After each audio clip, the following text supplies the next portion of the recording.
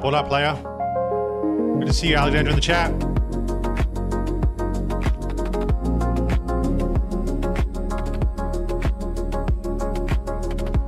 We will be on time today.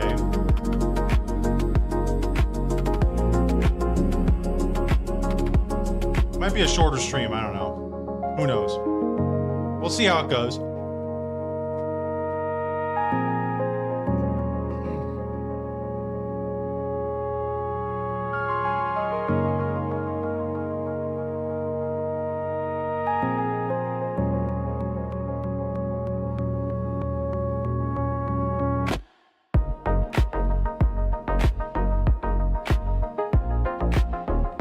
We're back.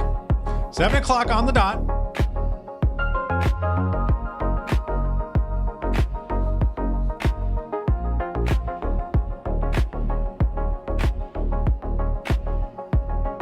How is everyone doing? This shit is flapping. Alexandra coming in hot with a question. Explain to her. Everybody, let's all get ready to explain something to her.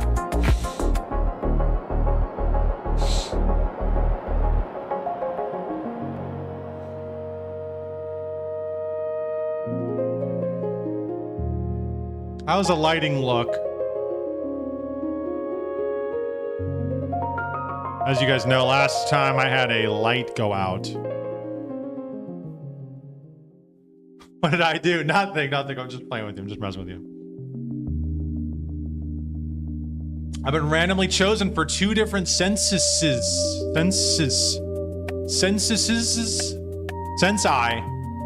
and jury duty in the last month.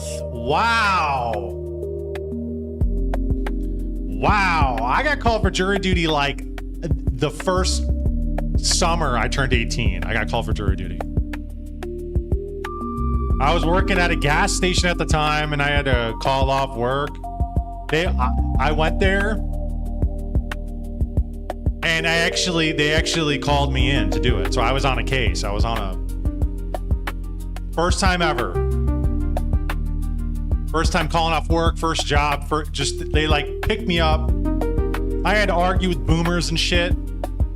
And it was actually a case about a former pro Canadian Football League player. If you didn't know, Canada has its own football league.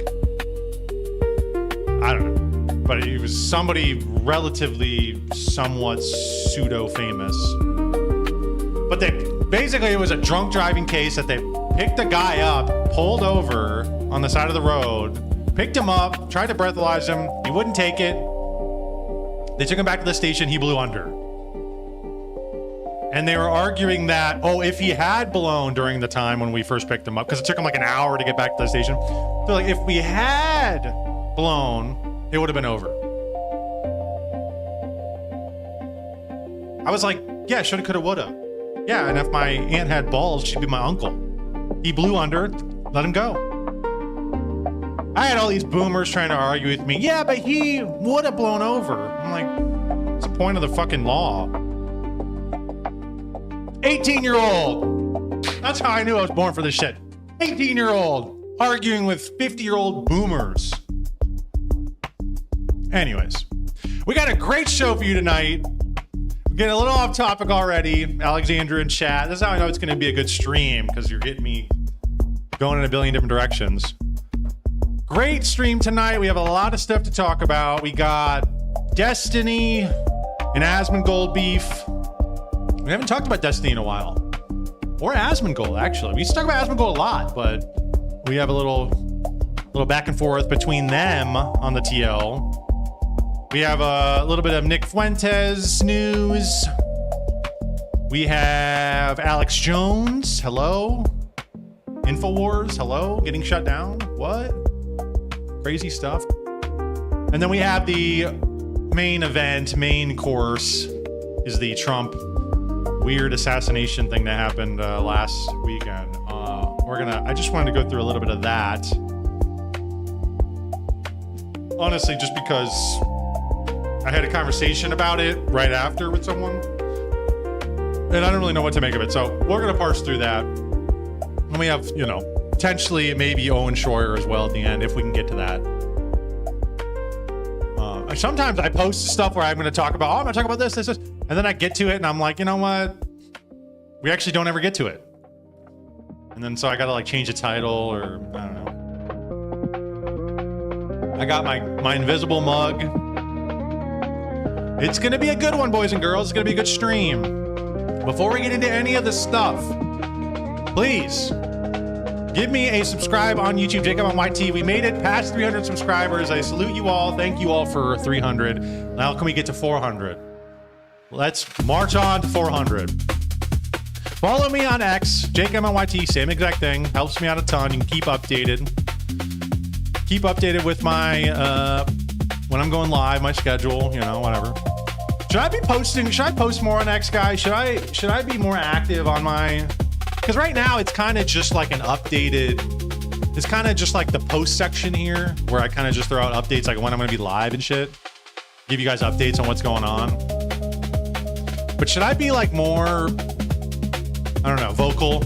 I'm kind of like, X is kind of scary to me because I can get into it with people and then like I'm tied to this account, right? I'm like, my face is tied to this account.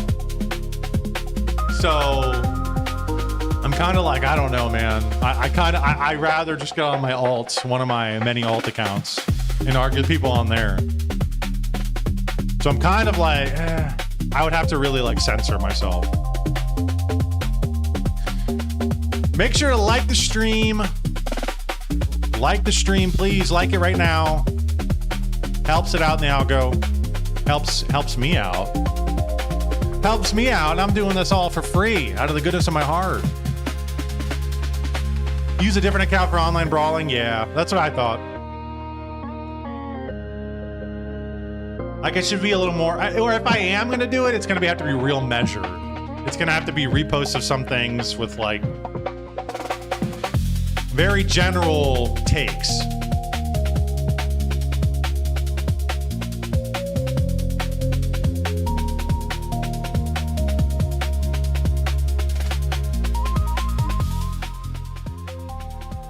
It's gonna have to be real general. YouTube, I mean, I'm not like a crazy person. I mean, I am, but I'm not like a heinous person. I'm not like a vicious person. I'm a little schizo, as we all are. So it's not like I'm gonna be on there like threatening people. It's not like I'm gonna be on there doing something really bad. But you know, sometimes you get into it, you might say something that somebody could perceive in a certain way, or they might not like. And you're like, shit. You know those moments where you're up at 3 a.m. scrolling the TL. Terrible time to be doing that. You should be asleep. And you start getting into it with somebody who said something on X, and then next thing you know, you're like, oh man, I threw the book at them and I said all this crazy shit and I'm attached to this account. You don't want to be in that situation. All right, let's pause that. Did the jury ultimately agree with you? Oh, yes. I forgot. Yeah, I was telling that. Yes, they did. They eventually sided with me. It was like split decision kind of shit. And these two boomer holdout. Actually, maybe it had to. Yeah, it was like these two boomer holdouts that were like, they did not agree with us. And we had to kind of convince them to our side. And I just told them, I was like, what's the point of the law? I was like, the law is 0.08 in Ohio. He blew under that. Just let him go. Like, who gives a shit? Like, because they kept saying, oh, it was 45-minute drive to the station. So he had time for... And they got like a toxicologist and whatever person up there to say, oh, this was enough time for it to, you know, the alcohol to dissolve in his bloodstream or whatever the hell. So it was just like, but it's like, dude, but at the time when you did it, it was under. So we have nothing to go. We could it's like Schrodinger's blood alcohol content, right? It's like, yeah, it is and it isn't at the same time. But when we had the hard facts of it, when we had the hard number, it was under. So just like fuck off. Like I don't know what to tell you. Like just let's just move on. And thus we did. We moved on. I wonder if I could. I wish I remember the guy's name because I would like to look him up. This is my second jury duty in the last few years. Wow, that's really interesting.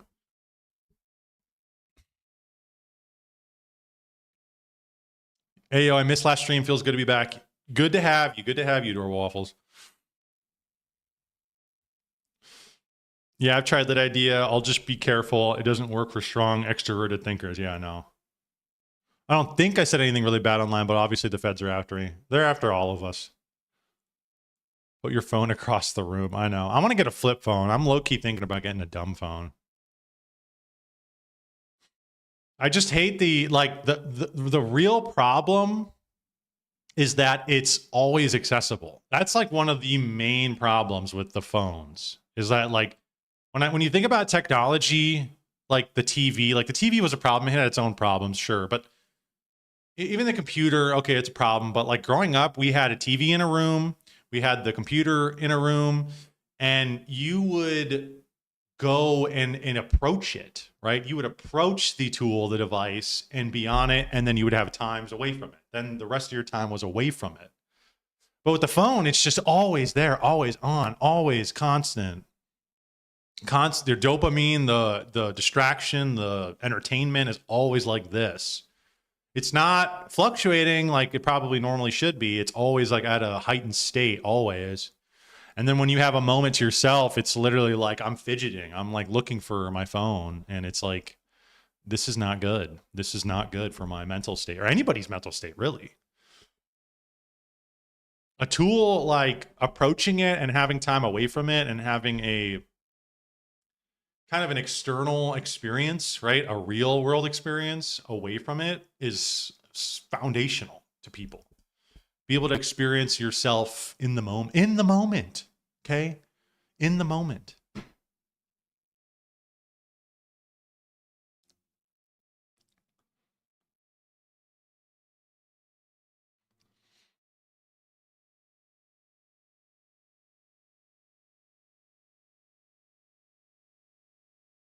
If you punish people based on how you feel about what happens in a given situation, why even have the standards? Exactly. That's what I was arguing for. I'm like, why do we even have the fucking, why would we even make him blow? Like, the cop could just make the determination on the spot and say, he's over the limit. But no, there was probably like a, we don't know, right? He probably wasn't like debilitating, right? It probably wasn't like debilitatingly drunk. So there was a question in his mind. We don't know. Well, then when he blew, it was under. Okay, well, that's that.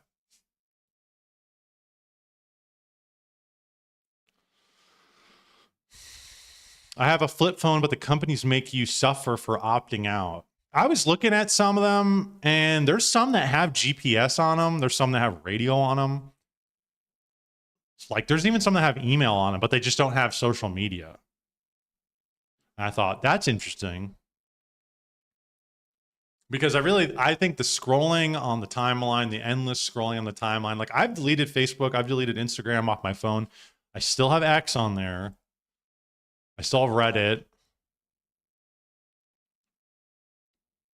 But I have YouTube, obviously, but like just the consistency of it is really, I think, the big problem.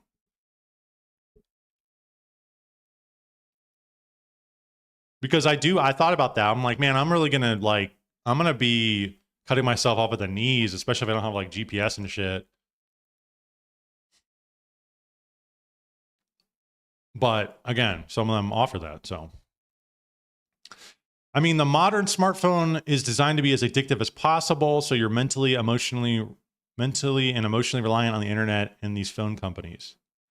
Is the phone itself supposed to be addictive, or is it the apps on the phone? The apps on the phone absolutely are, but is the phone itself addictive?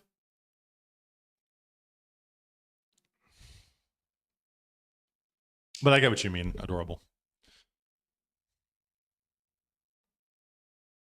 I use a new old school GPS. Yeah, I thought about just doing that, like, because the phone, what it's so good about it is that it's efficient, right? That's the thing that we like about it, is that it combines all of these aspects of our lives into one solitary unit. And I thought, well, maybe I need to just like break this up. Maybe I just need to say, okay, I have my GPS, I'll have my computer, I'll have my TV, I'll have all these things just separate, like it used to be 20 years ago. And I think people were a lot less crazy back then. I think I was a lot less crazy back then.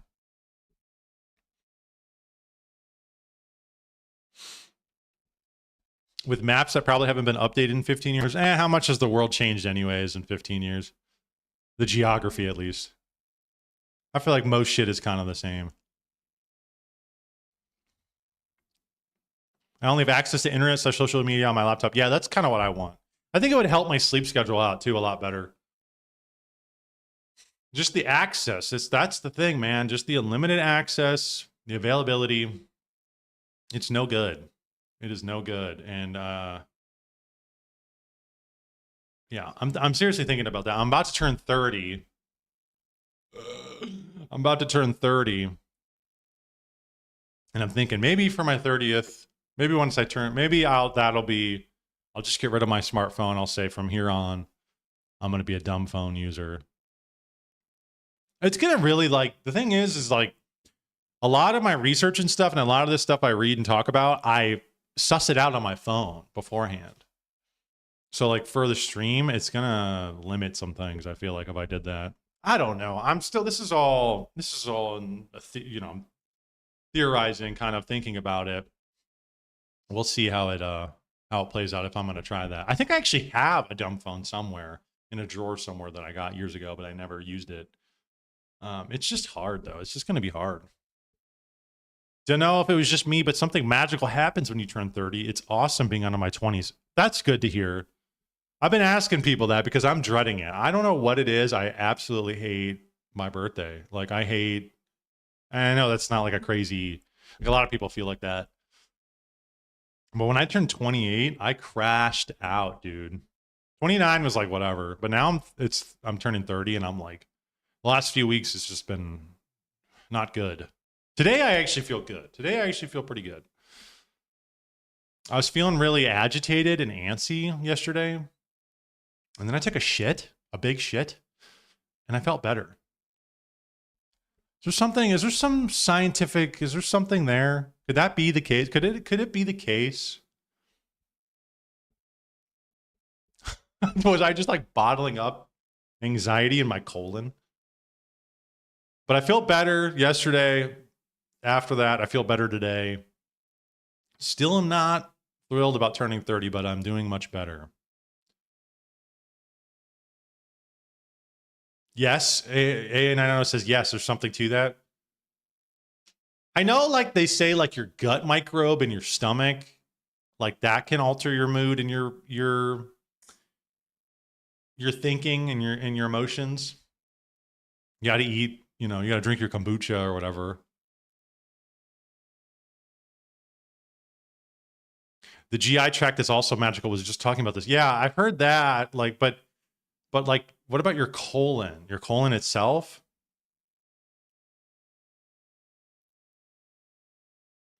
I need a scientist. I need some scientists to tell me.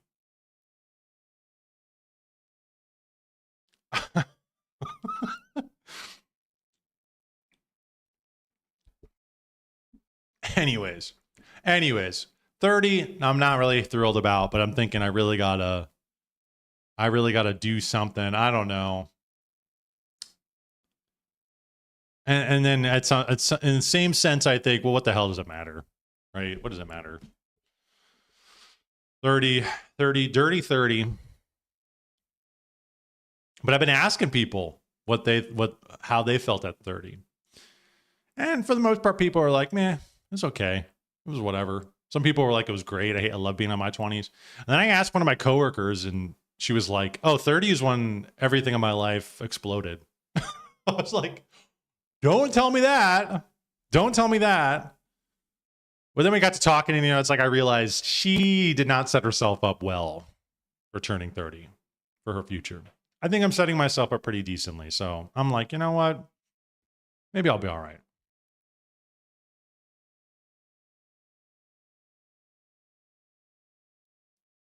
I'm so impressed with my entire GI tract. It's practically sentient. What? Everything exploded on 30, but then got way better. Okay. My dad, for the longest time, was scaring the shit out of me. He kept saying, "You're about to turn 30. Turn 30. When you turn 30, that's when you get stuck in your ways." And I'm like, and to some degree, I get that. Like the older you get stuck in a routine. You get stuck in, you have more responsibilities the older you get. So it's harder for you to take risks and try and extend yourself. You're kind of like, this is it. This is what you're doing. If you want to explode that, you can, but the fall is so much further than when you're in your 20s just fucking around. So like I kind of get that, but I don't know. It's a lot of doomer talk. I don't like that. I don't like the finitude. Finitude, is that the word? This is it. This is the way it is. Is that the right word?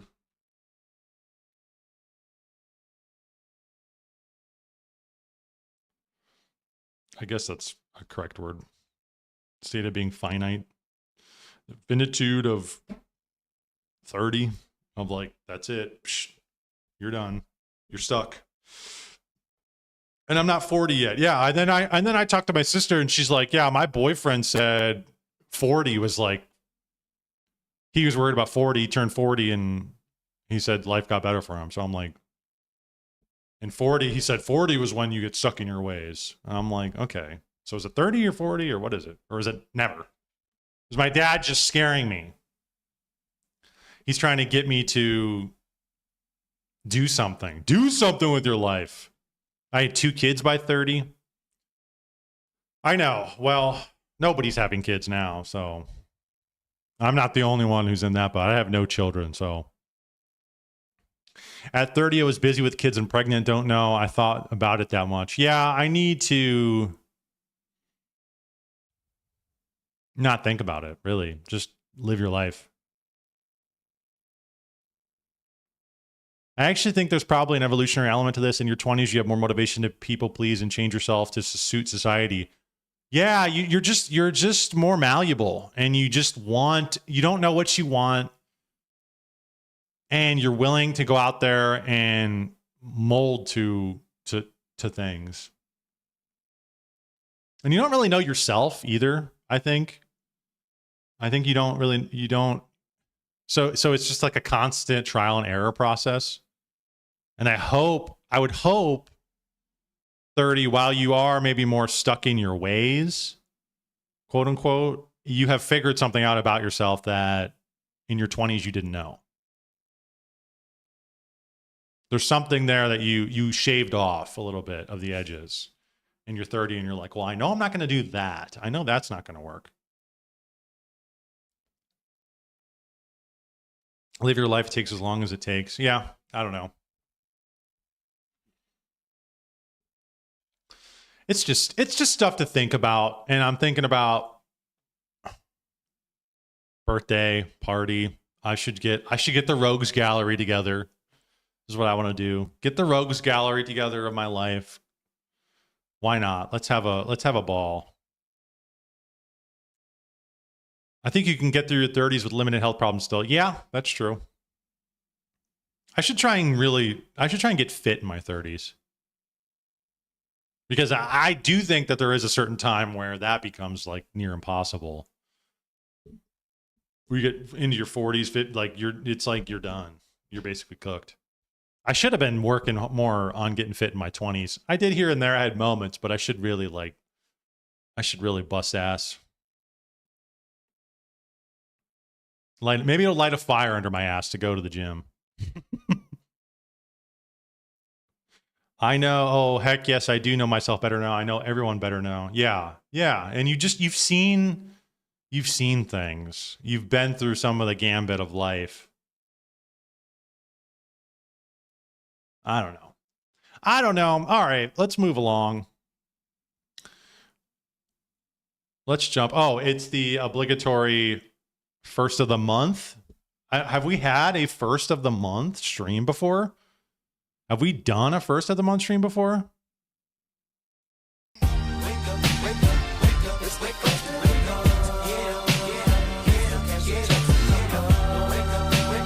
Bibblewind. First of the month.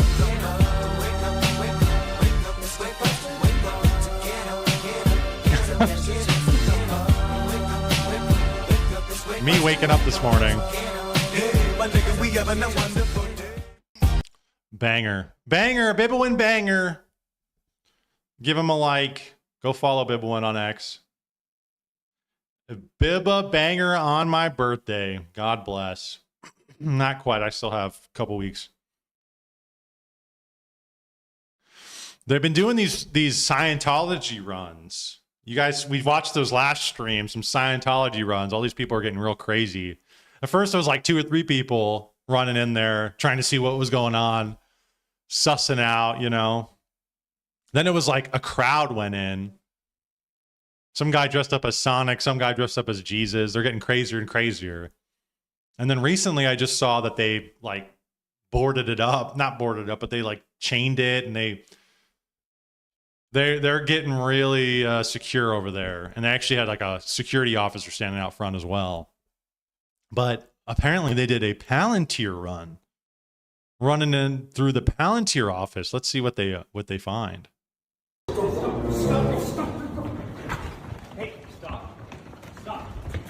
Stop. Go. Stop. No. Stop. Enough. No. Go.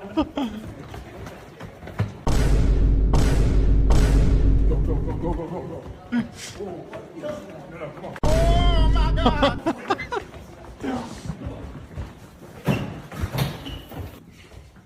You guys really need to get out of here. Whoa. God. What? Let's go to the M&M store. Okay, let's go. Go. Those crazy kids.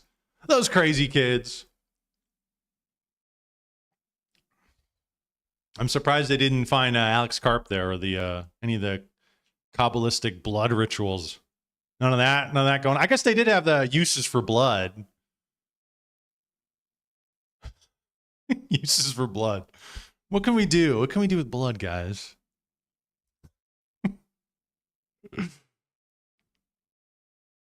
Damn, is this true? Finding out this is satire as the video goes on is heartbreaking. Yeah.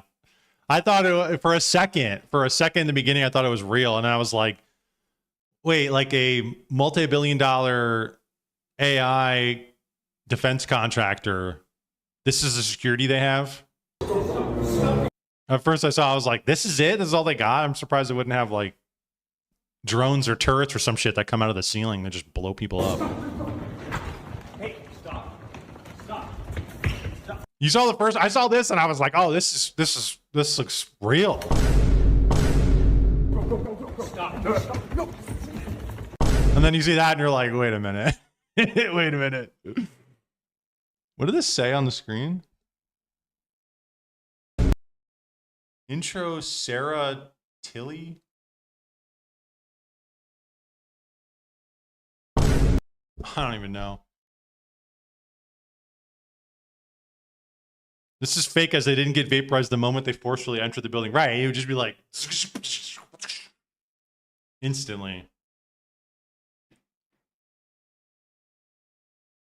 People should, and that was one of the things I thought, is like, are we going to be seeing more people trying to break into these strange institutions and organizations? Are we going to see more of that? That would be interesting. People, maybe they should take a tour of the Palantir building. Legally take a tour. Just like we legally took a tour of, Scientology building, They allow visitors, right?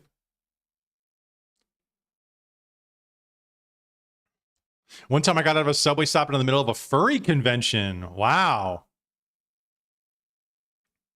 Yeah, a bunch of freaky weirdos. And when you find out a lot of that shit is like sexual fetish shit, like 99% of it is. There's some people who probably do it for fun, but like a lot of it is like weird fetish shit.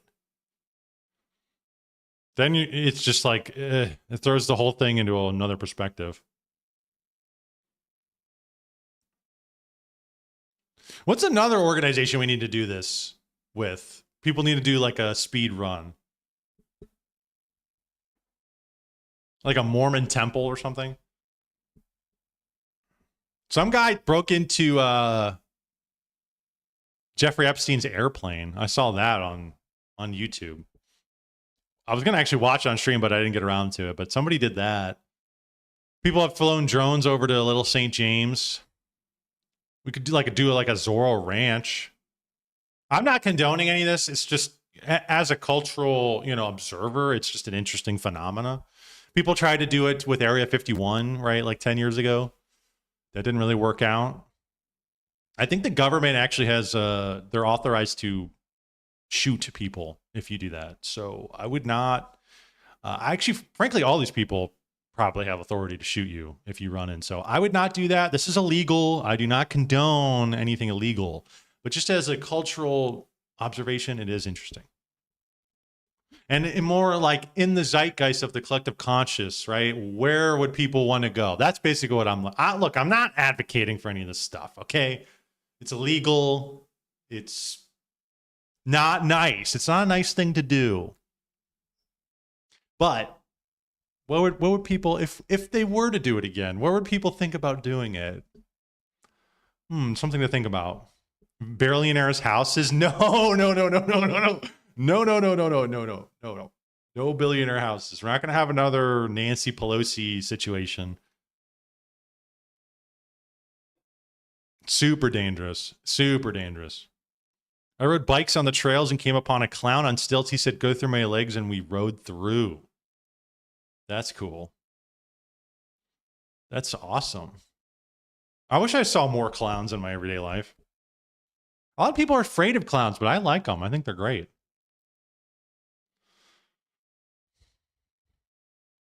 Yeah, you're kidding. I know. We're all joking here. I mean, I'm not even really telling people to do this. I'm just saying what would be if people decided to.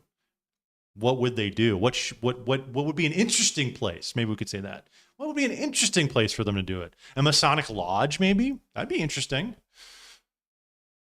Basically, any secretive government facility. That'd be interesting. I'd like to see what goes on in there. But, hey, Palantir headquarters. That'd be interesting. OpenAI.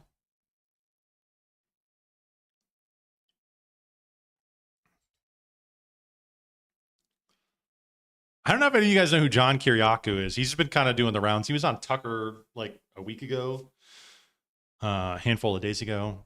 He's like a whistleblower.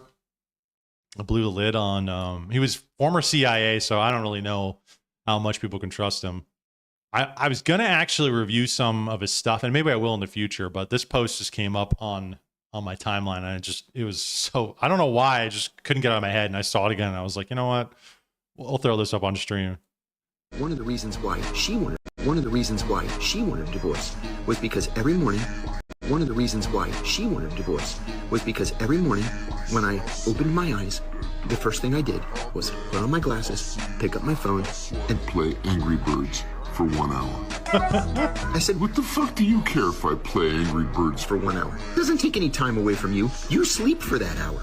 I actually get up an hour early so that I can play Angry Birds and it doesn't interfere with family time. She's like, well, I hate it. It's one of the reasons why I wanted a divorce. Okay. I'd rather have Angry Birds than to have you.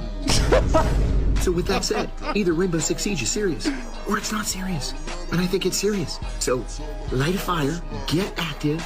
Lock in. One of the reasons why she wanted a divorce. Angry Birds, of all things, Angry Birds? That's a reason to get a divorce. Well, you know what? I'd rather have Angry Birds than you. I don't think I've ever felt like that with a video game. Like I want to, because 99% of the time, especially when I'm playing online shit. If somebody needs my attention, it's not serious. You can wait 5-10 minutes for the game to be over. Okay. I can't log off. I can't get off. I can't X out. It's online. So that shit's just really annoying. But like people, I feel like get it in their mind where they're like, you're choosing the game over me. It's like, no, I'm choosing you right after the game's over. Okay. Now, Angry Birds, that one is a little crazy. If she gets a divorce because of Angry Birds, it's definitely not because of Angry Birds, right? This dude, bro. This dude. We might have to check out some of the he's like the whistleblower from the CIA. He's the one who blew the lid on the torture and stuff that the government was doing during the Bush administration. I think he got jail time because of it. Interesting character. I don't really know much about him. Him and that who's the other guy? Bustamante or whatever. He's another CIA whistleblower guy. We might cover some of his content in the future. So I just thought this was so funny. For 1 hour. I said, What the fuck do you care if I play Angry do you Birds care? for 1 hour? it doesn't take any time away from you. You Right. sleep for that hour. I actually get up an hour early so that I can play Angry Birds and it doesn't interfere with family time. It sounds good to me. It sounds perfect. Sounds like he's figuring it out. He's chopping up his life. He says, look, I'll get up an hour earlier. We get up at 7. Guess what? I'm getting up at 6 so I can play my freaking game. Not good enough. Not good enough. I don't want you playing the game at all. I hate the game. Well, all right, fine. It's like, what do you want me to do? What hobbies am I allowed to have? It's like the most innocuous bullshit. Angry Birds isn't like, that's just, it's on your phone too. It doesn't require like a big rig or much money at all. Honestly. She's like, well, I hate it. It's one of the reasons why I wanted a divorce. Okay. I'd rather have Angry Birds than to have you.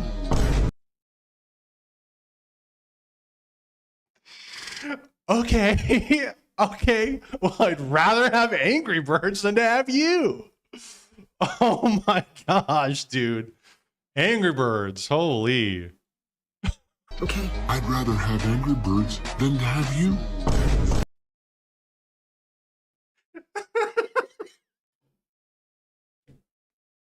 It's just like, where's the Giga Chad? Where's the Giga Chad, bro? Where's the Giga Chad meme? This guy's natural, dude. Natural entertainer.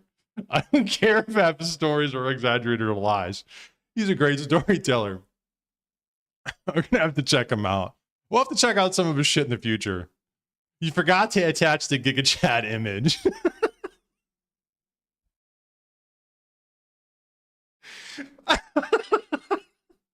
Dude, this, I don't know what the fuck. This is it's so funny too that it's a CIA whistleblower. It's a CIA whistleblower who's hanged this. It's not just some random guy. It's like, what the fuck? A guy who's like stationed in the Middle East and shit, who blew the lid on government torture. Play Angry Okay. Birds For 1 hour. It doesn't take any time away from you. It You doesn't sleep take for any that time hour. away from I you. actually get up an hour early so that I can play Angry Birds and it doesn't interfere with family time. She's like, well, I hate it. It's one of the reasons why I wanted a divorce. Okay. I'd rather have Angry Birds than to have you. Okay. Like, all right, fine, bitch.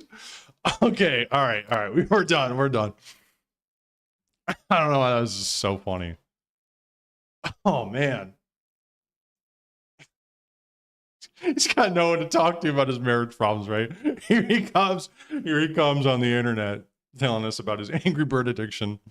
The CIA whistleblower, John Kiriakou. Doesn't take any time away from you. What the fuck do you care? Did you guys see this? They finally released the footage. Last year, the year before, that was 2024, I think, or maybe early 2025. Whenever Nick posted that tweet, when Trump won, he posted a tweet that said, your body, my choice forever, bitch. And everybody freaked the fuck out. The internet was going crazy. Then they doxed his house, and he had people come into his house day in, day out, all the time. This was one of the women who showed up there. This old, crazy Jewish liberal woman showed up there. I don't even know what was her goal. What was her intended goal? She just said she wanted to talk to him or something like that. Which is crazy. And he apparently assaulted her and had to go to court for it. He had to write an apology out, which apparently she was pissed at because she wanted like a face-to-face apology, and he just wrote some shit out. But they released the footage. They finally released the footage. And so let's take a look at this. Let's see what happened here. Because all we saw before of it was from her camera perspective, from this perspective here with her phone, was him opening the door, pepper spraying her, and then the phone hitting the ground, and then him taking the phone and dragging it in his house and closing the door. That's all we saw. But now we get the ring footage. And so let's see what happened. Hi. Oh my God! What are you doing? Get the fuck out of here. Get the fuck out of here. Takes the phone. He drops it. Did you catch that? Did you catch that? I want to see. Were they recording that? I want to see their footage. Hi. Oh my God! What are you doing? First things first, bitch. First things first. Oh my God! What are you doing? Get the fuck out of here. The push. And then the domineering standing over her corpse, her lifeless corpse. Get the fuck out of here. Hey, pick up your paper. He should have, if he would have grabbed his paper before he went in, that would have been total Jija Chad move.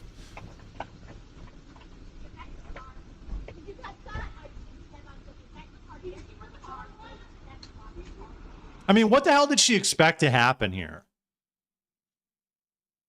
Like, oh, I thought he would answer the door and we can have a chit chat about his views on women and Jews. Like, yeah, you think that's going to happen? You don't think that he's probably in a constant state of paranoia because his house has been doxxed? Which I think partially, that was up on X for a long time. And apparently he was bitching to X and Elon and all these people for a good portion of time, and they would not take it down. They eventually did, but it was up there for a minute. I think some of that was intentional.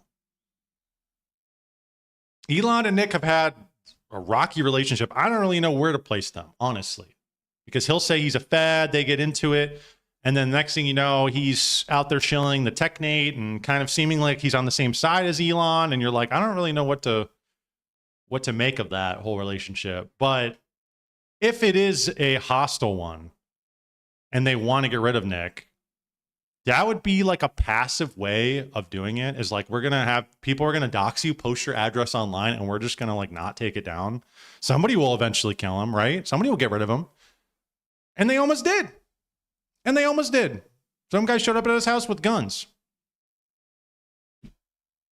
So I think some of that is like, whoa, I don't know, man. I don't know what's going on there. Why did she wave? Did she wave? Hi. Oh my God! Oh. What are you doing? Hi. Shh.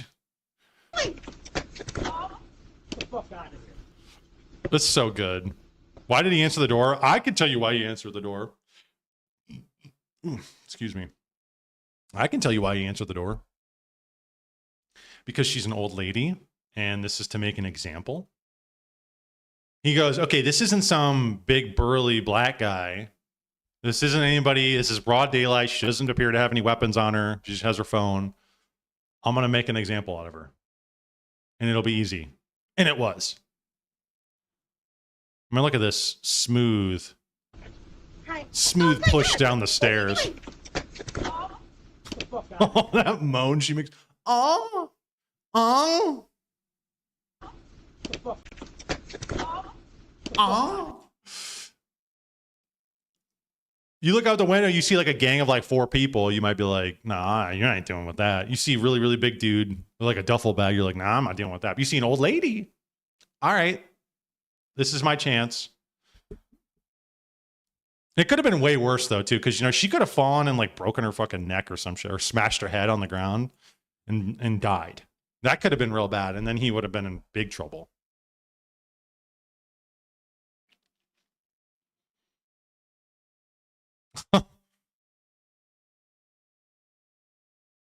Oh.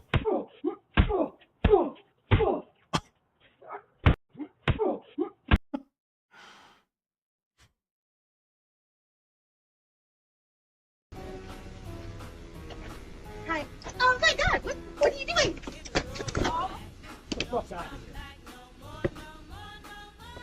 Oh, this is going to be copyright shit. But then he get hit because they were like saying that you're allowed to go up to people's houses like that.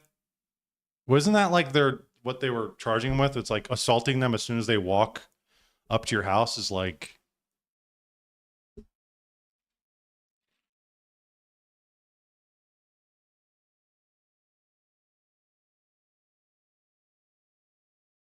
It was just misdemeanor battery. Knowingly made physical contact of an insulting nature.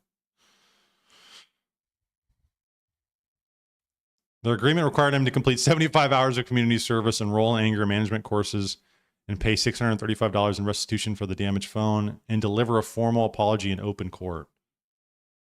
Well, apparently he just wrote it out in Senator and said or they claimed that it sounded like it was AI written. But she wanted like a face-to-face apology, but I don't think that was going to happen. Funny shit, dude. Funny shit. All right, we got a little clavicular news. A little bit of clavicular news. Richard Hanania. This is interesting because we just saw last stream Clavicular's ex was saying that he's been kissing the wall. She's claiming that Clavicular is now bought and paid for, and he's no longer the same in the club playing HH, crazy free man that he once was. Now he is kissing the wall. And it looks like there might be some truth to that. So Richard Hanania has this interesting article here. He says, Clavicular is now friends and business partners with a Jewish mobster who brags about once having cut off a man's ear and is a suspect in multiple murders. They're starting a, quote, dating app meant to distribute women more equally to members of the incel community, end quote. Promising.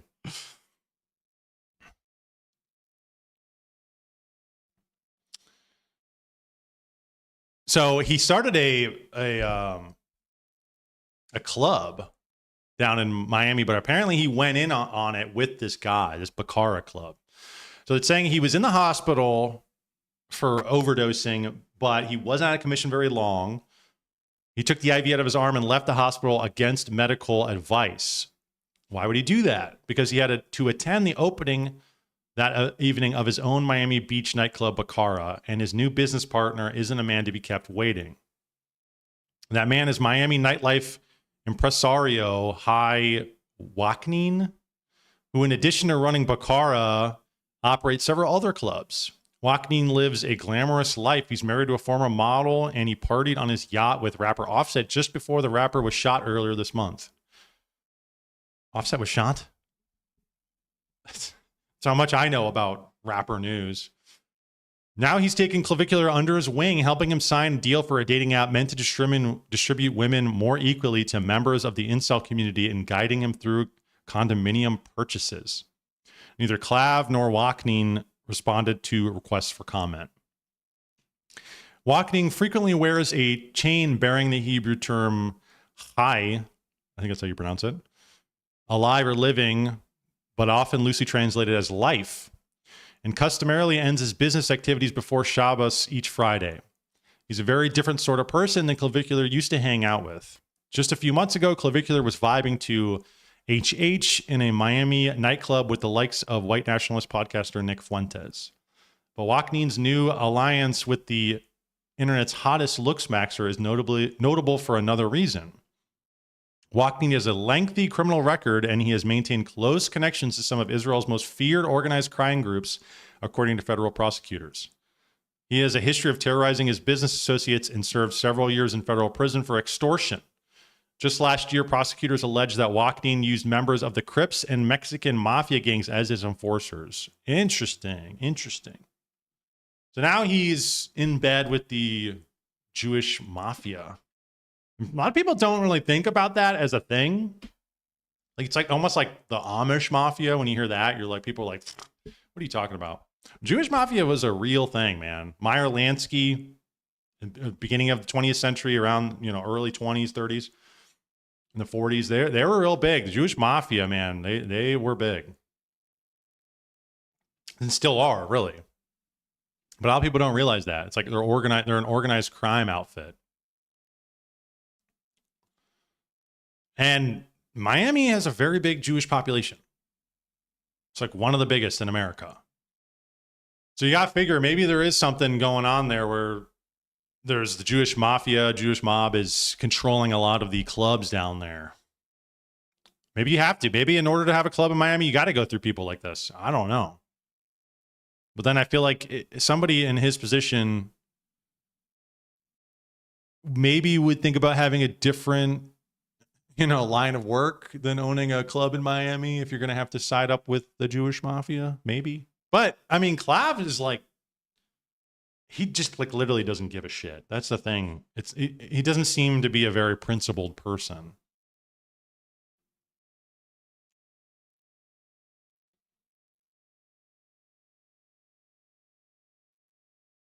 Oh, is this his?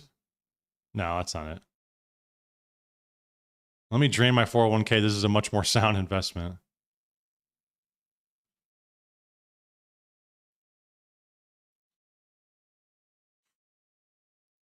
Why does it matter that he's Jewish? Are you racist against Jews, or does your moral integrity just go out the window when it's someone you don't like? No, that was the whole point, was that he's singing HH in the club. They're being racist and anti-Semitic or whatever.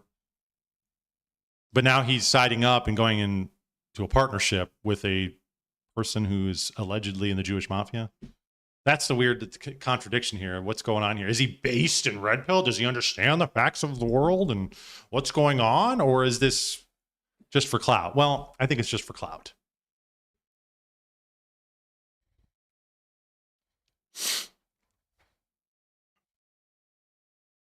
Godfather movie shows Jewish mafia. Yeah, they're big, but people don't really think about them. They kind of fly under the radar. I think they're still big. I think the Italian mafia is still really big too.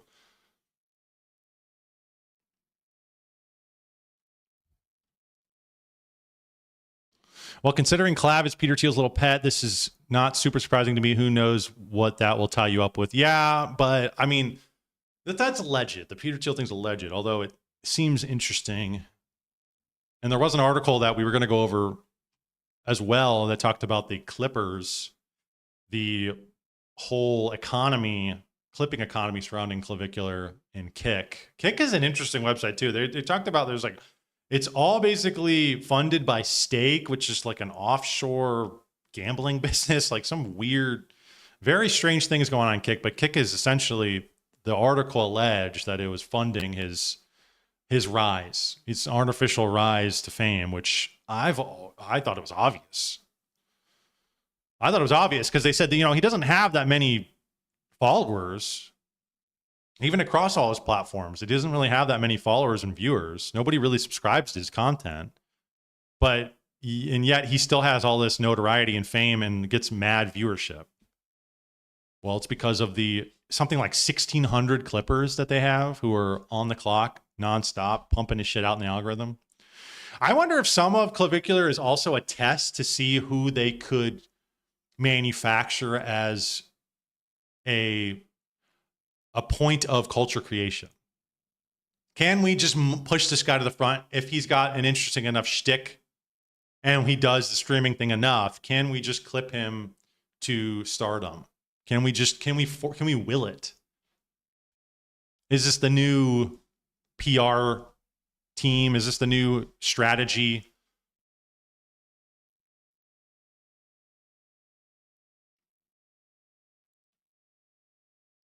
In the world, in the age of the internet, in the age of the algorithm, is this how you do it? You just have to go and pay these clippers to just nonstop clip all your shit and just flood the algorithm with it. Apparently, also, if you click on Clab's X profile, he has a direct link to the clippers, whatever. It's like an actual business. He has a direct link to their Discord as well. So he's not even he's just out there showing everybody. Like, it's not even a secret. Straight up, these guys get all in a Discord and they clip my shit up, and they are the ones who are basically keeping me afloat in the mind of the public.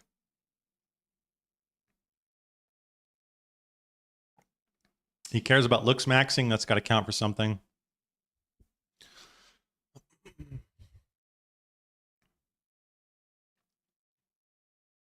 I don't know. Interesting stuff. We got Nicky Boy here reacting to this. So let's see what he has to say. GC Clab bought property for 5 meters with High Awake Night, has an Israeli mob member and was convicted in the past. Why do you associate with him? Helix planted and got his chance to be in the industry.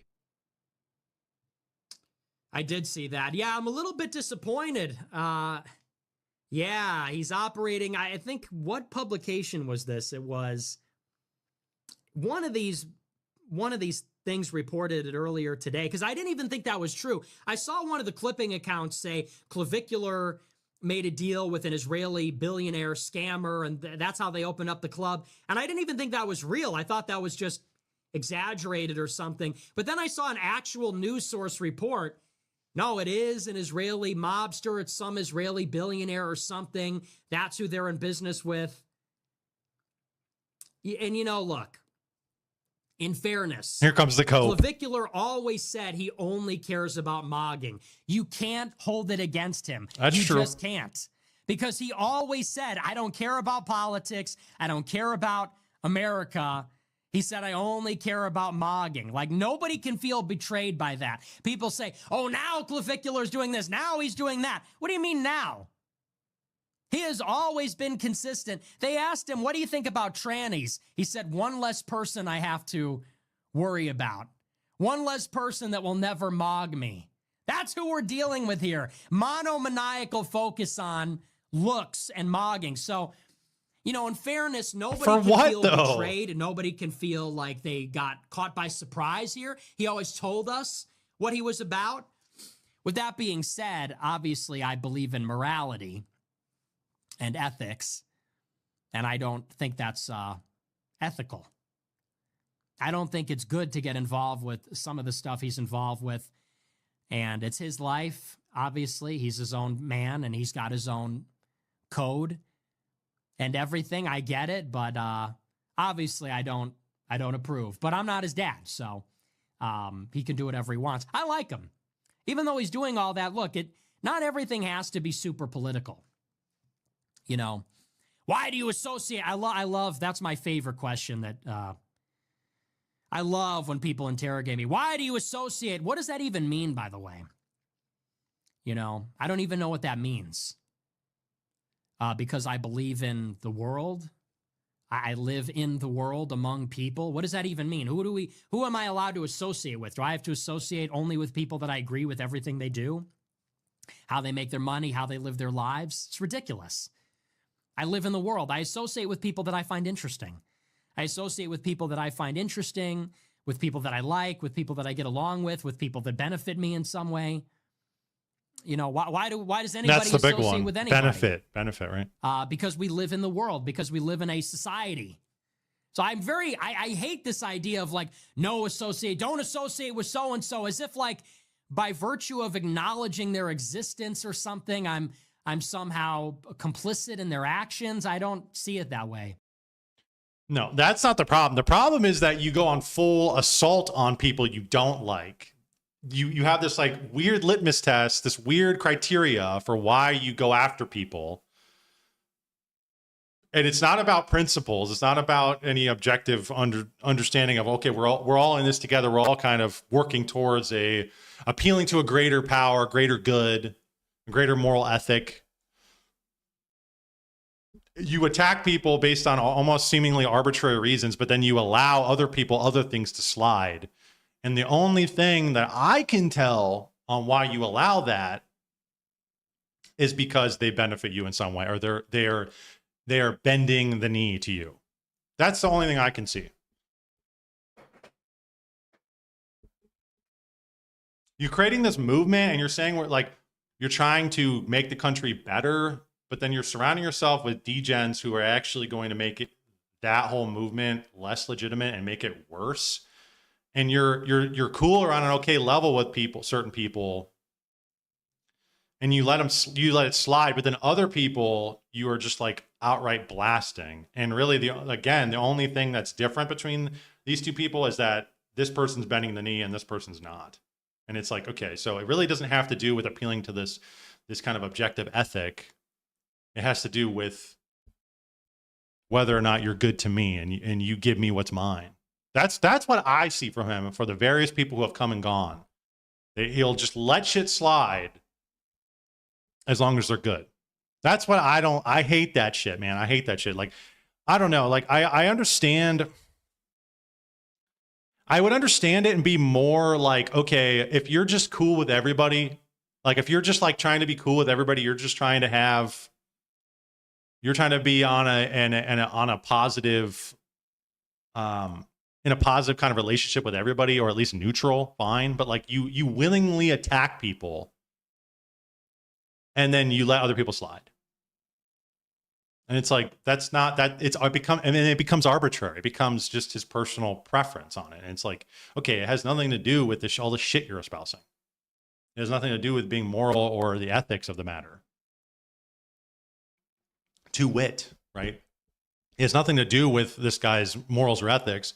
The mogging, the drug usage, the OnlyFans, the Jewish mafia. Well, that's all whatever, man. That's fine. Okay. But then what? Like, then you get into it with like Candace Owens once, twice maybe, and then it's just like, but even then, that's maybe a bad example, because even then they're kind of on like weird terms. I'm trying to think of another person in recent memory that he's just gone full of force on, and it's like what they did was like slighted you a little bit, but they still hold all these same principles, and you just everybody attacks them. Sneeko, maybe that's one where it's like Sneeko is like, okay, he slights you one way, you're like F you forever, dude.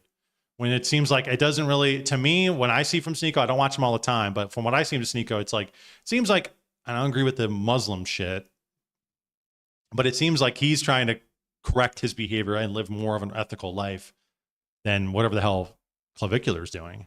But no, he slighted me, so we're all going to go and attack him. But I don't know. There's other examples I could, if I sat here and thought of, but it just seems like it's just arbitrary. Like, what are we doing here? F this person today, but then tomorrow you're good with them. Oh, F this person today because they slighted me. I don't know. This person though, they're cool. I'm cool with them. So is this a movement? Are we all like, is this something where you're trying to actually, like, does this have a goal and an endpoint? Does this America First movement have a goal and an endpoint? And as everybody kind of working towards that, that's like what a movement is, right? Are we working towards the betterment of society or for our ends? And if people aren't espousing that or aren't acting like that, it's like, why are they the ones who get looked over? Bought property for 5 meters. I don't know. So the blame falls on Nick for constantly co-signing the wrong people. Yeah, I don't know.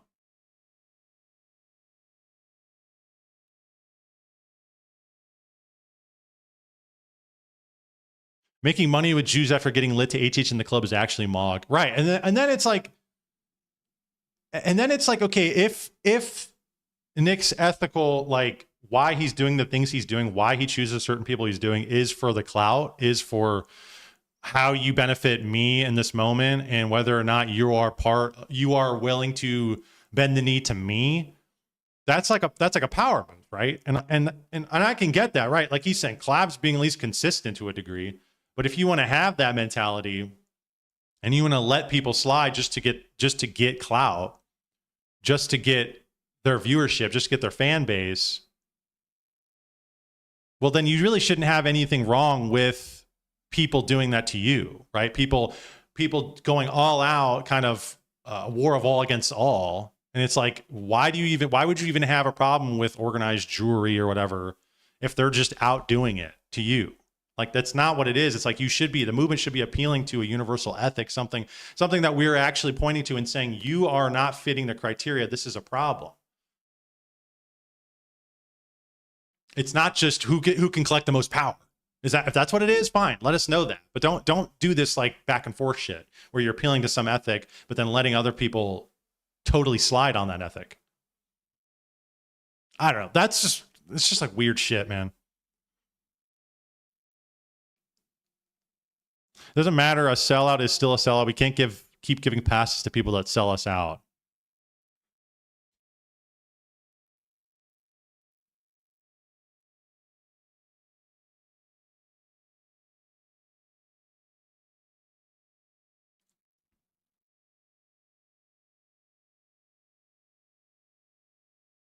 If he never bought in, how could he sell out? Well, why are you associating with him?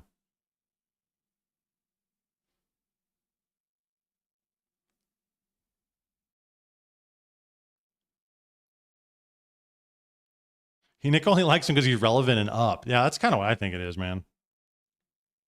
He caught the wave, and that was that, just to inch up the followers.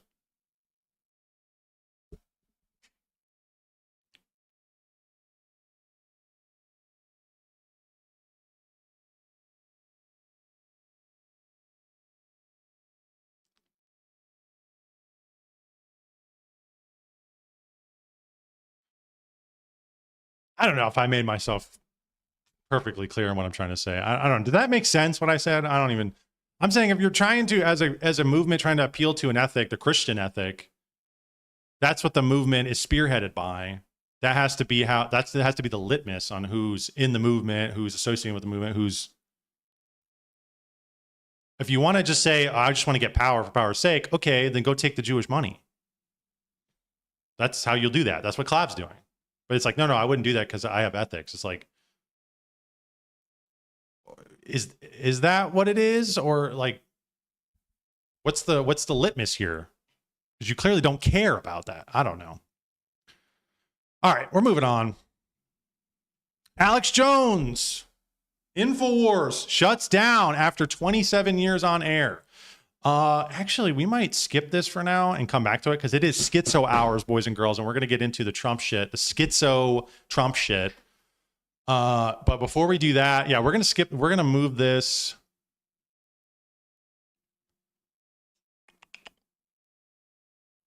We'll move this over till after this. We'll jump right into the main course. Oh, whoa. Because I wanted to go over this. I wanted to time this perfectly, but we took a little too long on some of the shit. But now we're going to get into the schizo portion. Ladies and gentlemen, we're getting into the schizo portion of the event. But before we do that, I'm going to grab something to drink real quick. So give me 1 second.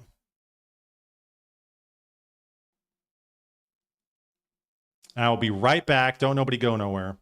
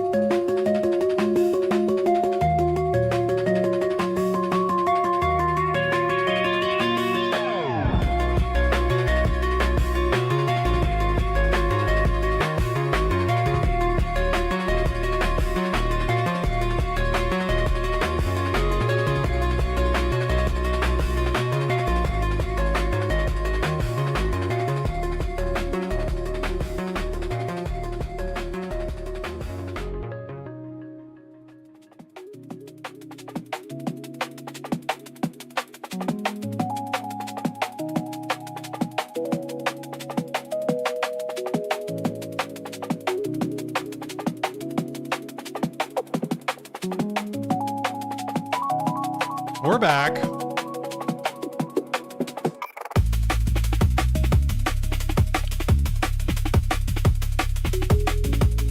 It is Schizo Hours, boys and girls.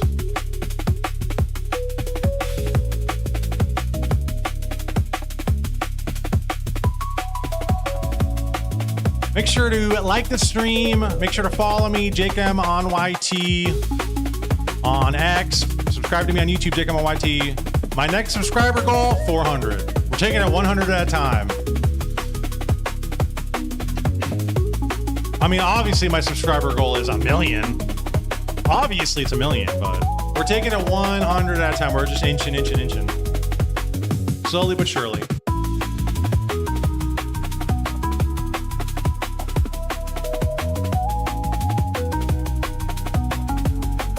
Okay. So it's time. I want to get like a better, like a Stream Deck, like a better setup a little bit. I want to upgrade a little bit. I'm thinking about doing that. I want to be able to play like video clips. Like I would like to have during Schizo Hours, I'd like to have an actual like intermission, not intermission, but like, what are they, like entrance kind of like, it is now Schizo Hour, like something like that. I could press a button and it would go. That's what I would like. I'll figure out how to do that. If I need to get like a new setup, not a new setup, but like if I need to upgrade, I'll upgrade. But as you know, as it stands right now, we're just making do with what we got. How close is 400? About 80 away, 80 subs away, 89.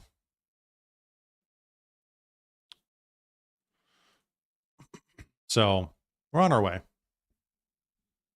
Intermission. Yeah, I also want to do, like get like an intermission thing where I could press a button and it would come up with like a video or something. Just like a 2 or 3 minute video clip that I could just do. Or like when we're going into the 8 o'clock hour, which is the famous long-awaited Schizo Hours, I can just press play on it. So it just starts playing automatically. No, not automatically, but like I can press a button and it would pop up on the screen and it would show, we are now entering, right, Schizo Hours, something like that. I'm gonna have to figure that out, how to do that. But we are now entering the 8 o'clock hour. Give me your best Schizo takes in the chat. Get some Schizo music to play when it's good. Yeah, something like that. Do a little something. That would be.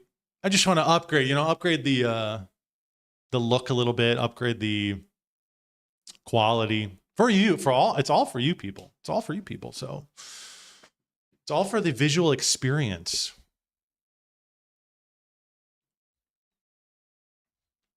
But anyways, so last week, Trump was at the White House Correspondents' Dinner, and this guy basically bolted into the event with a rifle.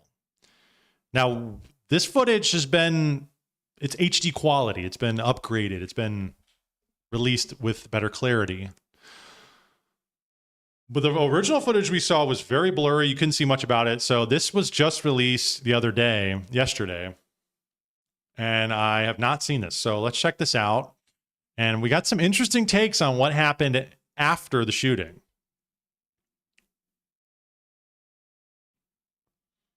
This is 1080p, man. This looks great.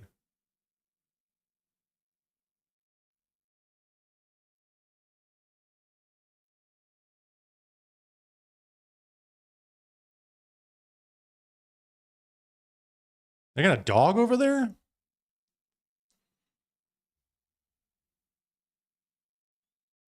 Look at all these people just leaning, standing around. He just comes bolting in with a gun. It looks like he gets shot at a couple times. And he's down.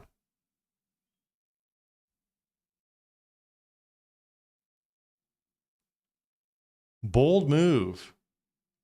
I wonder if coupling this with like the Scientology speed runs, I wonder if they're really trying to say like, look guys, it's not that hard, okay?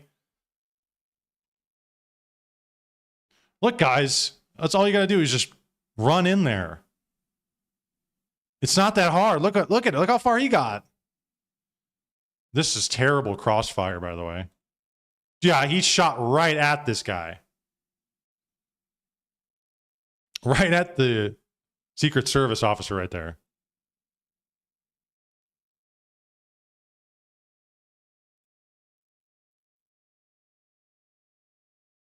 Shit, man. Yeah, they lit him up. That crossfire was insane. Yeah, he gave you. I mean, look at this. Where's this bullet going? I'm surprised he didn't kill anybody with that. What is this guy doing? He has a dog looking. Yeah, it's so weird. Like, is that really how easy it is? You could just run in there with a rifle and beeline it? Or, I mean, is that really it?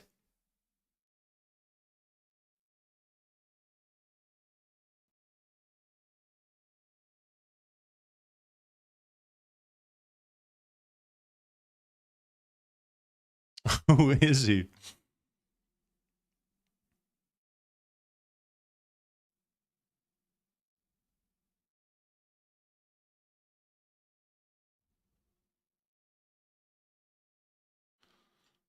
But right after this happened, I thought this was just very strange. And maybe you guys can let me know what you think. Right after this happened, many accounts on X started shilling the same message, Trump included. You went on Truth Social right after and said, this is why we need to get a ballroom. He's been trying to build this ballroom for a while now. Apparently he needs approval to get it done. Well, this is the perfect time for it. This is the perfect event. You have something like this happen. Well, it's not secure to be here, even though nothing happened. The guy was on the totally wrong floor, didn't do anything, didn't even get close. But he's saying, well, we need approval. Well, maybe this will push everybody over onto my side. Because he got right on Truth Social and started posting about how he needed a ballroom as well. Look at all these guys. Right after this, Libs of TikTok, Jack Posobiec, End Wokeness, Wall Street Mav, Meghan McCain, Brylan Hollyhand, what the hell? Randy Fine. Tonight is one more reason for the new White House Trump ballroom. If there was a ballroom at the White House where they could host secure events, now you know why the left is suing to block Trump's privately funded White House ballroom so they could kill him. This is why we need Trump's ballroom. Jack Posobiec, thank God President Trump is building a ballroom at the White House. Like what the hell? What is this? It's more secure, sure, but like the coordinated response to this, I mean, I guess apparently according to Ashley St. Clair, they're all in a Discord group together and White House gives them marching orders on what to say. So maybe this just happened. And they said, well, in the aftermath, they sent out the message and said, everybody tweet about his ballroom. Why is it more secure? Right. Like secure. I mean, this guy just ran in. Like, why do you need a ballroom for all this? Why don't you just need a couple people, could trip this guy? This guy just putting his leg out right there. Boom. I mean, it's not like this guy was like Mission Impossible. Like he broke in and he hung out for like this guy he just beeline. He just ran in with a rifle.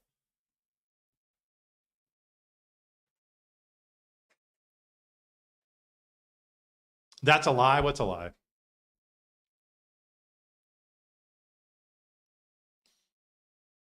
Also, did they seriously not already have a ballroom at the White House? Apparently, Trump wants to build a new one, and he's already constructing the East Wing, I think it is.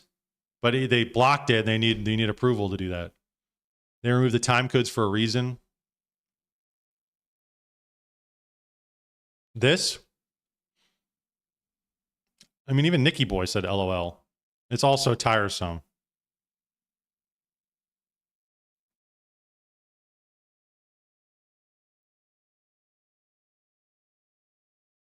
Like it's either because people were acting very strange about this too. Carolyn Levitt. Is her name Carolyn? We had a clip of her. We'll look at that in a minute. She said some really weird shit too right before it happened.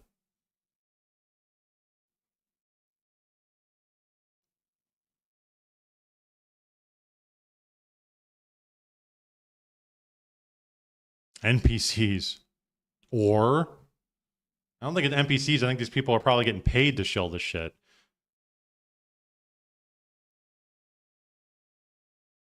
Now I got Brian Krasenstein. So take this for what it's worth. He's kind of a weirdo. Libtard. Libtard alert. Probably one of the most bizarre things I've ever seen. The shooter from last probably one of the most bizarre things I've ever seen. The shooter from last night's name was Cole Allen, but there's a Twitter account from 2023. And this account made one post, and it was almost 2.5 years ago, and it was just Cole Allen. Now here's where it gets wilder. With the Pepe editor too. Of this account is an image from a website called Time Machine, which is a project to preserve digital use of our heritage. But it gets even wilder. If you superimpose the image of Butler over it, there's an outline of Trump. Probably one of the most bizarre. I saw that and I'm like, what? What are you talking about? So this is the picture. They found this account on X, Henry Martinez, that just had Cole Allen as the only post from 2 years ago. Cole Allen is the guy who tried to assassinate Trump at the Correspondents' Dinner. With this picture in his background. Does this not seem like some weird... It doesn't even seem like a conspiracy necessarily. It seems like they're trying to make it a conspiracy. That's what it's like. It's like meta conspiracy. It's not even, it's that they know people are going to look at it. They have this account ready to go. All these different names. Somebody also suggested that. They said people get on X and they tweet out every word, every name possible, privatize it, private the tweet or whatever. And then you can upload it, you can unprivate it at any time. I don't know if that's possible. That's what somebody suggested that people can do, or that's a thing people can do. I should try and do that. Or can I do that? Cole Allen post.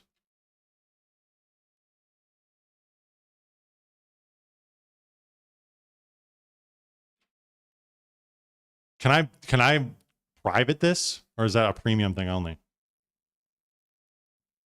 Embed post, view post, change you can reply, add, remove, content, add, remove from list, highlight on profile, edit post with, okay. But somebody said you can just post them on there and then private them and then make them visible, make them public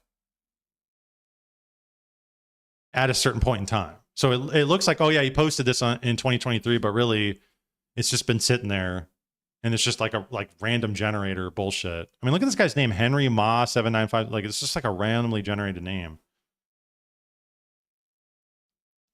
Clearly we were doing with a time traveler, right? And then the painting is just like time traveler shit. But this is the painting or the digital art. I don't know. I don't know what I'm looking at here. But then when you have people superimpose the Trump fist up in the air,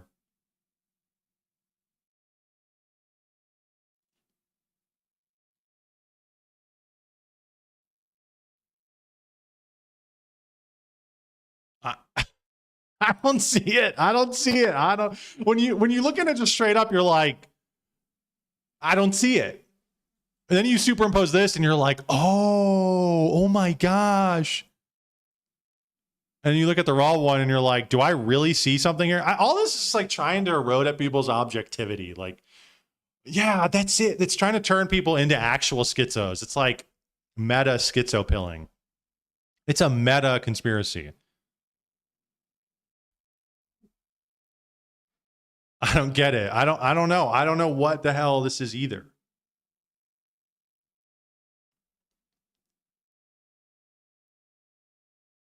Like what the hell is it? The question is like, what is up with the account here that just posted that? I mean, again, this people say it's just random. It's just a randomly generated nonsense being spewed out. Like there's millions of accounts that just randomly spew out crap. But this is really what people are trying to attach it to. Like, oh, look at this. It's literally Trump from his assassination attempt. Right? And then you're supposed to go, is it? I don't know, man. They're just trying to induce schizophrenia in people. I don't see it either. I think there are a number of pictures you could... Exactly.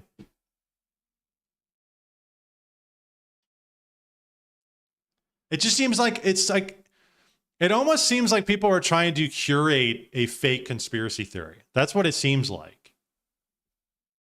Like it seems like they want to induce schizophrenia, conspiracy-minded people in the population. Flood the zone with shit. Remove our ability for objectivity on what we're seeing. Yeah, dude, I totally see Trump and his hand raised here, man. Don't you see? It's like looking at clouds. Like we're literally looking at clouds now, and you're like, don't you see in that one? It looks like Trump. And they're like, dude, totally, I see it. Like, no, I don't think so. But that's so weird coming from Brian Krasenstein. Isn't he like a mainstream liberal? Like, why is he posting this? So he planned the shooting for 3 years to fail miserably? I don't understand.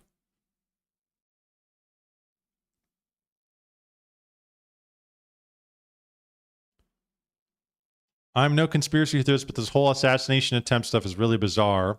Here is one of the things. The mentalist and magician Oz Perlman, just seconds before the shooting at the White House Correspondents' Dinner, is entertaining presidential couple. The account who posted this is now suspended for some reason, but the post is still up for some reason.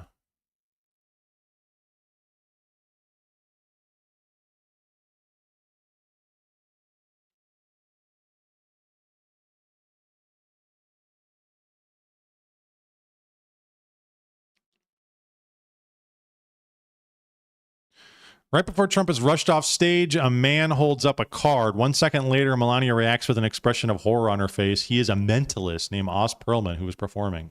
I believe he was just witnessed something much darker than we want to realize. It's that Jewish Kabbalistic voodoo.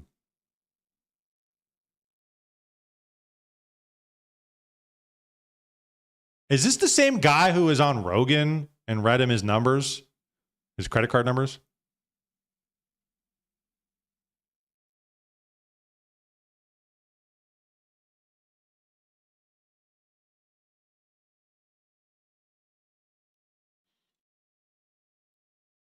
It is? King of Sheba, it is?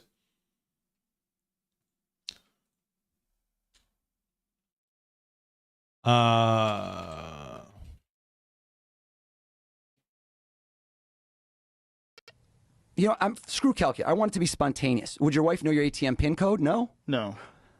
Lie to me. Do not tell me your real ATM PIN code. Okay. Obviously, unless you want to. Make up a fake 4-digit number off the top of your head. What feels to you utterly spontaneous. Okay. When I say go, 1, 2, 3, 4-digit code, random, go. Okay. Say it. 2020. 2020, okay. So you ask me, how do I do what I do? Now, right. I'm going to write down 2020. Okay. It's weird, but statistically, men will lie bigger, women smaller.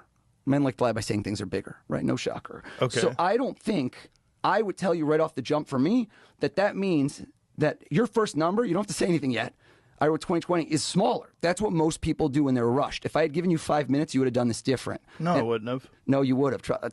Why would I have? Because you would have thought about it, and then people go down a different path. Nope. No? Nope. Okay, worked out for me either way. You'll be honest if I'm right. Okay. I got a hit, which means it's a 0 or 1. I think the first number of your code's a 1, isn't it? Your real PIN code. My ATM PIN code? Why would I tell you that on the air? Should I only show this to you? Sure. Only show it to you? Yeah. Can we acquiesce that the first number I got was correct? Yes. Okay. Now, you did repetition. So yeah, I like the fact when people always say to me it's fake when they watch the videos. They're like, you must have set up. Joe doesn't even want this to happen right now. He had no idea this was going to happen. You used 2 numbers in repeats. What that means is you probably did the same thing. You also didn't use any of the same numbers. So I know there's not a 2, a 0, or a 2 in it. I don't think so either. Mm-hmm. And I'm watching you while I say it. You put the hand up. You might as well have said yes to me out loud. So now I know. Think of the second number, Okay. third number, fourth number. Got Every it. time you did it, it's a data point. Okay. I'm only going to ask you one more question. I'm not looking for answers. The last number is the biggest, isn't it? Yeah. Yeah. I'm showing this to you. 1, 2, 3, 4. Is there a camera behind me? I don't want to make sure. I'm only going to show it to you. It's not 2020. How'd I do, Joe? Is that your ATM PIN code? Yeah. That's weird. I'm skeptical because I've got that PIN code in the mail. You know? He's calling his bank right now and being like, Joe, do you know this? Has this guy been playing the long game? Yeah, I don't like that.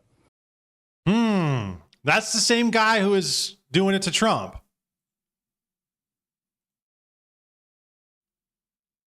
That's this guy.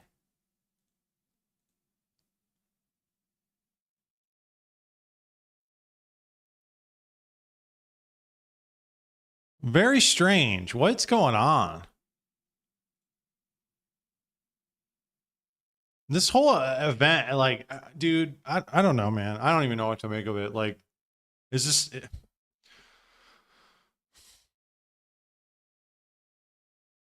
So now we're at Carolyn Levitt. She calls on, this is before the shooting. She calls on everyone to watch tonight because Donald Trump will bring the heat and there will be shots fired. Let's freaking go. To rumble, is he not? He is ready to rumble. I will tell you, this speech tonight will be classic Donald J. Trump. It'll be funny. It'll be entertaining.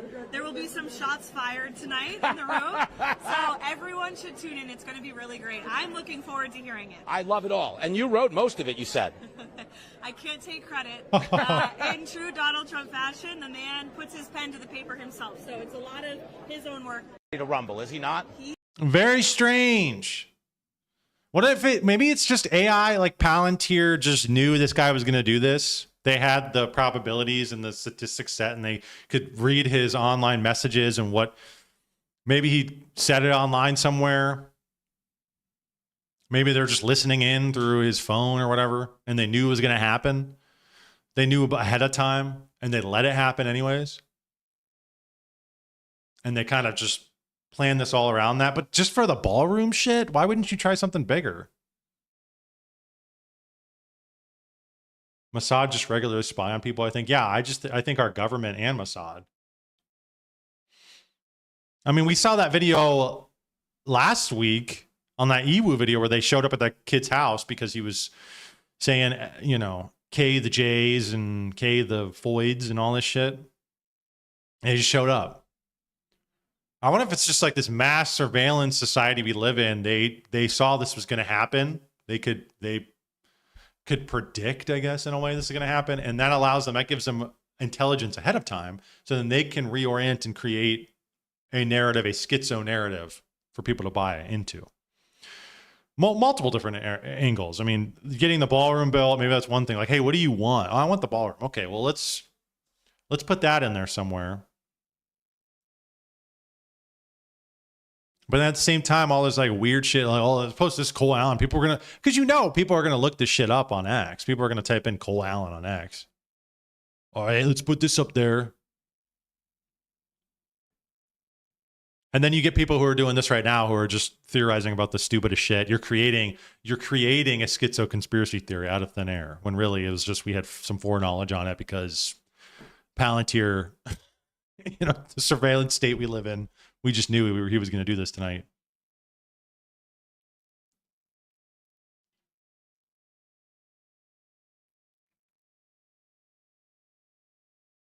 What an odd thing to say.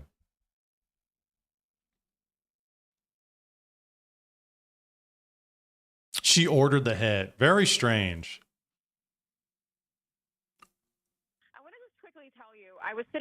I want to just quickly tell you, I was sitting next to Caroline Levitt, the press secretary's husband. He was one of our guests. He was seated right next to me, and you know, right as the dinner was starting, you know, the national anthem happened, and then he kind of leaned over and said, you know, I watched you on TV, you do a great job. You need to be very safe. And he was just very serious when he said that to me. And he kind of looked around the room and he said, you know, there are some... They cut it? Sounds like we lost Aisha's phone there. And this happens, by the way, especially when you have so many people. What's like, what the fuck is going on? What is happening? Who is this on the phone? And he was just very serious. Aisha Hasni? Who the hell is that?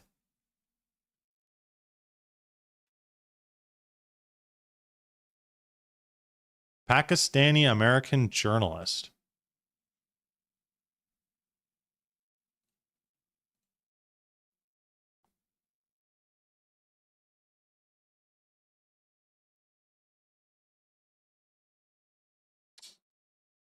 I don't know, man.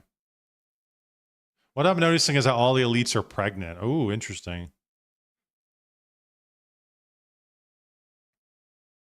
I feel like that, like the noticing thing, if you know that people notice, like if you can understand that people are going to have this mentality of like, they're going to put these together. They're going to look at all these different data points and they're going to construct their own narrative. Like if you have an understanding of that and foreknowledge of an event, like you could easily construct a whole schizophrenic kind of lens to look through, right? To look at this stuff through.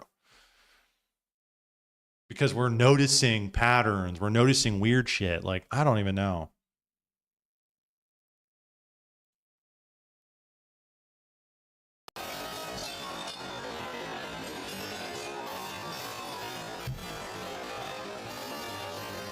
Smirking's a weird reaction. I mean, it didn't even happen in this room. It happened, I don't even think it was on this floor. That's another thing too, is it's just flooding the zone with shit. There's just nothing. I don't know what the hell to make of anything anymore. Does anybody think any of the news or any of the talking heads that we engage with, none of this shit makes sense anymore. The news is not the news. It's just all like random speculation, echo chamber bullshit. And it's people just pushing their view of reality. I want you to view the world through this lens. I want you to view, okay, I'll view it through that lens. Sure. I said this during Charlie Kirk. Charlie Kirk, same exact thing. Everybody's running in a billion different directions with their own narrative. Everybody's locked in with the lens that is presented to them based on the streamers they watch, based on their voting pattern, who they voted for. It's become like a mass psychological operation, to where it's like nobody really gets to the truth of anything anymore. Nobody even works towards anything. We cannot work towards anything anymore because nobody can see eye to eye on anything. We're at the point where we're not even saying that this was a legit thing that happened. People want to say this was all like a fake event. Like, okay, that's like so off the mark. We used to argue about, okay, it happened, but well, Trump, should it have happened, or what was it justified, or what? Like nobody's even arguing about that now. It's like people just argue about schizo random bullshit. Stephen Miller's wife's pregnant, Levitt pregnant, a lady who called into Fox pregnant. Like what the heck kind of dinner was this? It was I don't even know, man. So somebody posting him years before, see how scared he was when he thought it wasn't staged. So let's take a look at this. I will call up Carrier, the president, because I have to do it myself. I know it's not.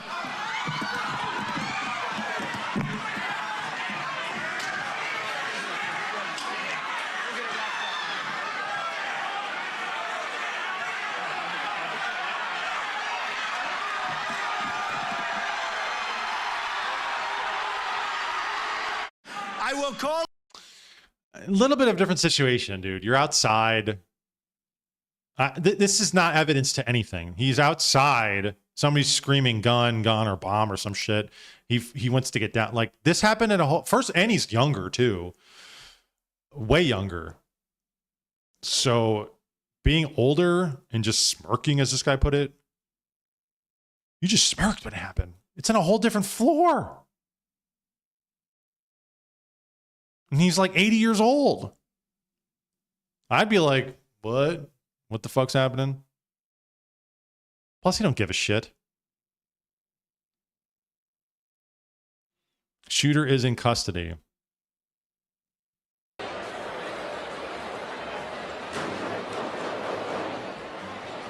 That was pretty loud.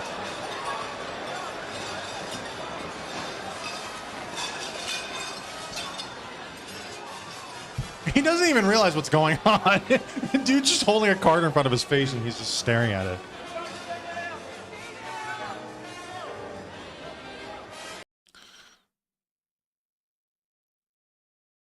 So I'm not even really sure what the hell people are even like. So what are they claiming here? What is the claim being made by Krasenstein really? Like, what is he trying to say? He's trying to say that the government staged this. I might be able to believe that there was foreknowledge.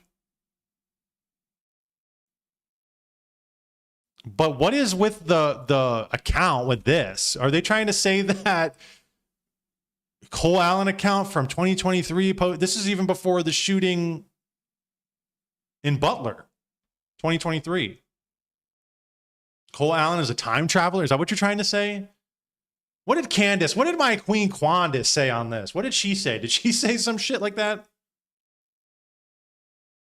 The word that the mentalist guessed was Levitt's unborn baby's name. What? What? What's the name? Laquandis, right.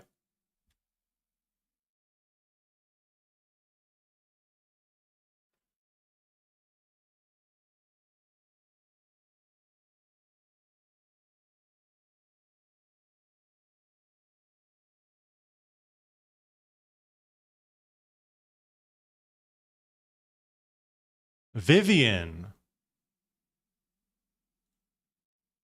I think we just witnessed something much darker than, and then it's like another thing. It's like, okay, or am I supposed to actually look at this and take it for what it is, which is really weird, dark voodoo magic going on here. What the fuck's happening?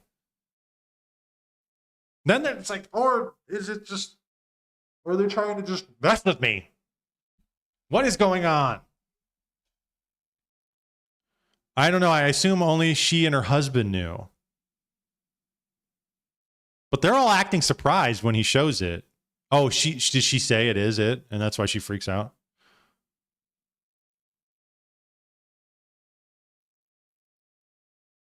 Vivian name meaning full of life. What is going on? King of Sheba, what do you make of all this? You seem to have some knowledge on this. Conspiracies run every corner. I mean, I don't even know what the hell the conspiracy even is. They're setting up all this shit. This time traveler, Cole Allen. He came in with a gun just to assassinate Trump, but did they know about it? So then they're posting about building the ballroom. Is this for the ballroom? Like what? And Carolyn Levitt's in on it, and she knows there's going to be a real bang tonight. But all that to just take him down before he, like, I don't even understand what are people even suggesting is happening? This guy's a time traveler. He planned the shooting for 3 years to fail miserably. Is that what it is? No, accounts like that just have thousands of posts with names like these. When something happens, they use the API to remove every post other than the one they want. Oh, that's it. The guy probably has thousands of random names on his account with only this one left after the event. Well, he is black.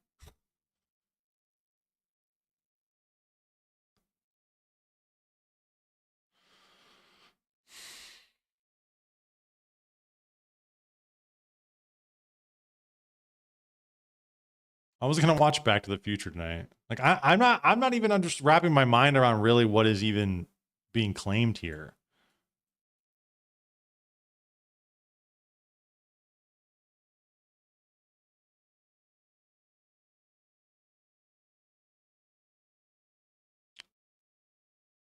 Then we got Carolyn Levitt after the event. When you read the manifesto of this shooter, ask yourselves, how different is the rhetoric from this almost assassin than what you read on social media and hear in various forums every single day? The answer, if you're being honest with yourself, is that there is no difference at all. Much of the manifesto of the would-be assassin is indistinguishable from the words that we hear daily from so many. When you read the manifesto... Carolyn Levitt compares free-speaking Americans who question and criticize their government to an attempted presidential assassin. They're coming for free speech. I don't know if that quote necessarily is angling towards that, although it's suggestive. Not as obvious as that Pam Bondi one about hate speech. That shit was egregious.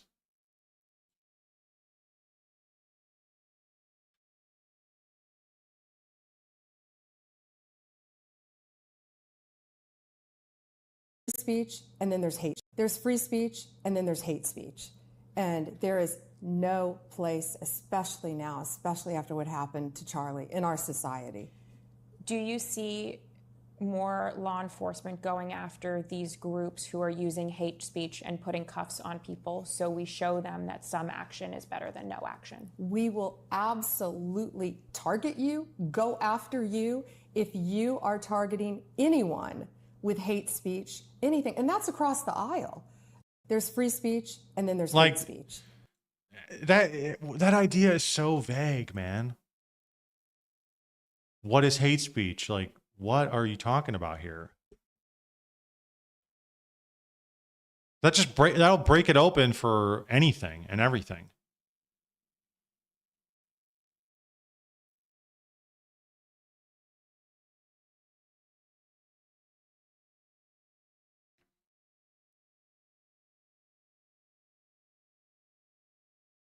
Remember that clip of the retired Secret Service guy saying the Israelis tried to bug everything every time they visited? Yeah, and that story of them bugging the ambulance. I don't even think they need to do that anymore. I think that they have a bugging device in everybody's hands at all times.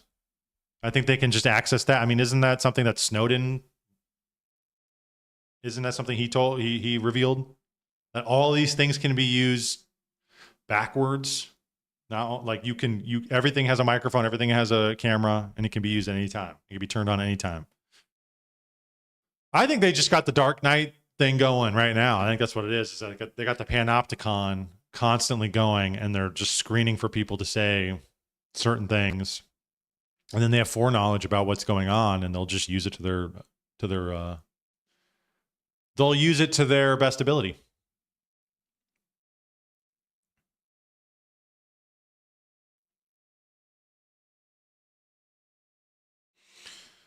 What counts as hate speech? Right, that's exactly right. What's the criteria here for hate speech? Trump condemned hate speech in his 60-minute interview. Yes, he did. I saw that. Didn't he? What? Shit. Let me see if I can find that.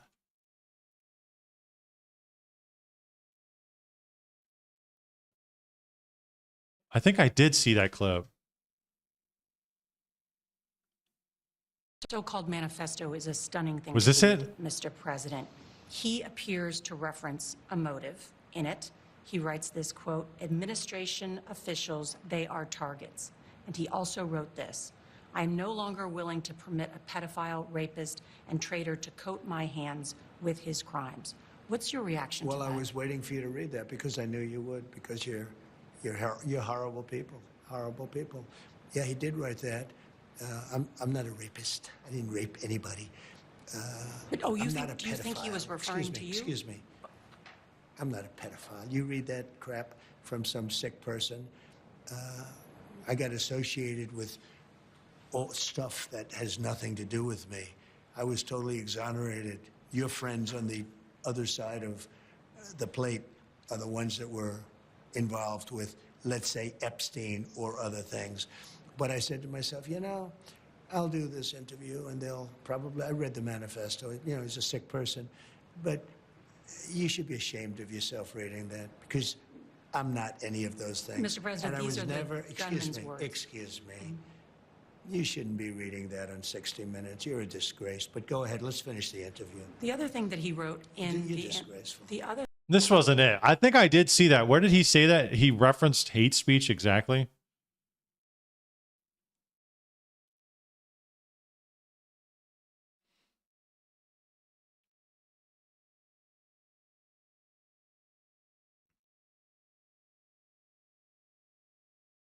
I don't know, man.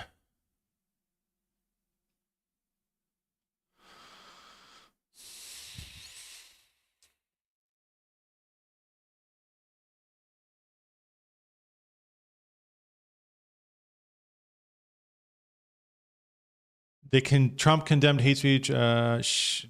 She's the one who put the ridiculous gun laws in Florida. Yeah, Pam Bondi. Well, it's not her. It's dude. I think King of Sheba's onto something here, because now it's like, for the longest time they tried to push this thing about, well, can we control speech from the left, right? Can we control people saying the hard R? Can we control people saying being racist and homophobic? Maybe we can control the speech that way and have hate, control free speech, free speech regulations. That didn't work. So now are they trying this other angle from the right wing, where now they're just saying, well, look how dangerous the left is, guys. Look at all these crazy enraged trannies who are killing you guys. And all they're saying online, all this hateful rhetoric towards your president and towards us, towards true Americans. They're talking about how much they want to kill us. Don't you think we need to protect and clamp down on some of these people and put them in cuffs? I don't know, dude. That's what it seems like. Is that what they're doing? Melania tweets some huge thing about how these voices shouldn't be allowed into people's living rooms. Right. They're about to crack down on free speech. They're going to use AI to do it too. They just shut down InfoWars permanently, and they are saying suing Candace. Congress passed a bipartisan resolution condemning Candace and Hassan. No Nick Fuentes, though? Nick Fuentes said they should lock down Hassan for his calls to violence on his first show back from Italy. Really? I don't like where all this is heading. Charlie Kirk famously said there is no such thing as hate speech. He said all speech is free. You're living in Biden's world. I think I'm living in the deep state's world, which Biden is part of. And Trump is too now. Or maybe he always was. I don't really know. Charlie Kirk famously said there's no such thing as hate speech. He said all speech is free. Yeah. I err on the side of just, dude, let people say whatever they want.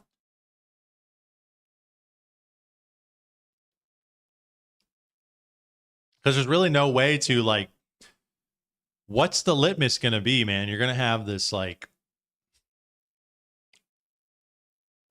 we watched that video, that Iwu of that kid crashing out online. Like, I think from an individual perspective, people should not be saying that shit, especially with how everything is monitored. But whether or not it should be legal, whether or not it should, what if there should be a penalty, I mean, that's a whole other question. Like, I don't think people should be getting online threatening violence every time they interact with people. Like, that's just on an individual level. Like, it's just not good for you. It's not good for them. I don't want to live in a society where you're nonstop having to deal with people saying they're going to, like, R and K you. Like, why? Like, okay, but it's free speech, man. So it's like, who wants to live like that? Can we just be normal people? Can we be but people just want to take it to the extreme. And they are going to get people who push back on it and who will jump on board with limiting speech. That's the annoying thing, is that, it's a responsibility. We've been given this right, and it's like we are responsible for how we use it. Same with the Second Amendment. If everybody just went outside and just started blowing up people, it's like, look, man, like, why are we not being responsible with what's been afforded to us? These awesome privileges, or rights, I should say. You have to be a responsible person. And like, people would get to a point where they would say, let's just get rid of the shit, because we clearly cannot figure out how to use it. Which would suck, which I don't agree with. But it's like, you can see how the public gets riled up in such a way that they're trying, and it's clearly what they're doing here is like, they're trying to rile us up. They're trying to get us to a point where we go, yeah, we need to start clamping down on shit. Look what they did to Charlie Kirk.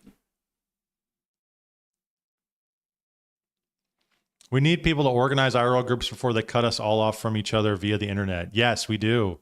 We do. I would like to do that, man. I would like to do that. I would be a part of it. Invite me, please. Invite me, please. Please invite me to your IRL group. What kind of group would you even have? It can't be political. That's the thing, is it cannot be political. Maybe it's incidentally political, but it can't be inherently political. Otherwise, that gets eyes on you real quick. We should just have we'll just be the human group. The human club. The club of people who leave their phone checked at the door and just experience other humans. There will be coffee and donuts. And come and talk your shit. The philosophy club. There we go. We'll have a philosophy club. People will just talk their shit.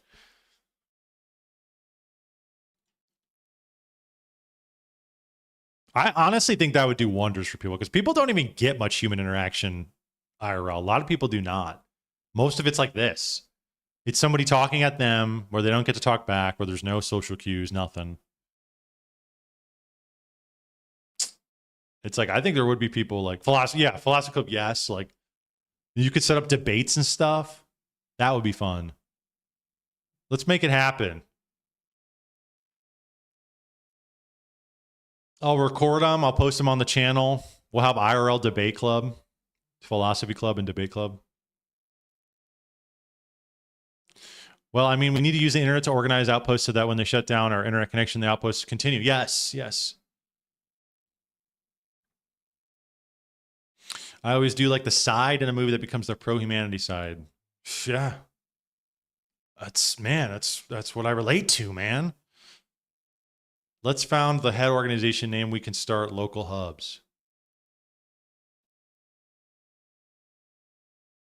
Exactly. We have to do it now before they shut down our ability. Then even if they cut us off from each other, we can continue on our own. I don't actually know how much they're going to... I don't think they're actually going to shut down the internet. But I think like they like clearly is what we're seeing is that they like it to a degree because it can mask their bullshit. Like the nonstop flow of crap information masks their bullshit. You don't really know what's real. I just got back from a May Day workers protest with 4 contacts. Wow, nice. Look at you.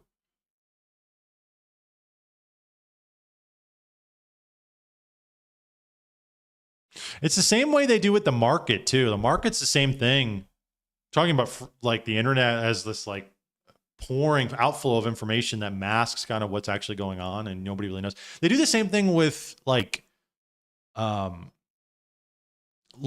shell companies or like off like or businesses on business. Like they do that kind of stuff where they mask their actual intentions. Like look at Palantir. Palantir is a private corporation, but it's run by the government. But it kind of, I mean, not to us, but like some people would look at it and be like, oh no, this is free. This is the free market at work here. This is a private corporation. Yeah, but it took money from In-Q-Tel, which is the venture capitalist arm of the CIA. So how free is it? Is it not a government institution? A lot of these NGOs and think tanks, it's like they're masked in this smorgasbord of the market, of the free market. When you have an actual stationary post that you can go and attack, and that's where the king lives, and that's where all of it, that's so much easier to deal with. But when it's kind of cloaked and all this crap, that's really hard. That's hard to deal with.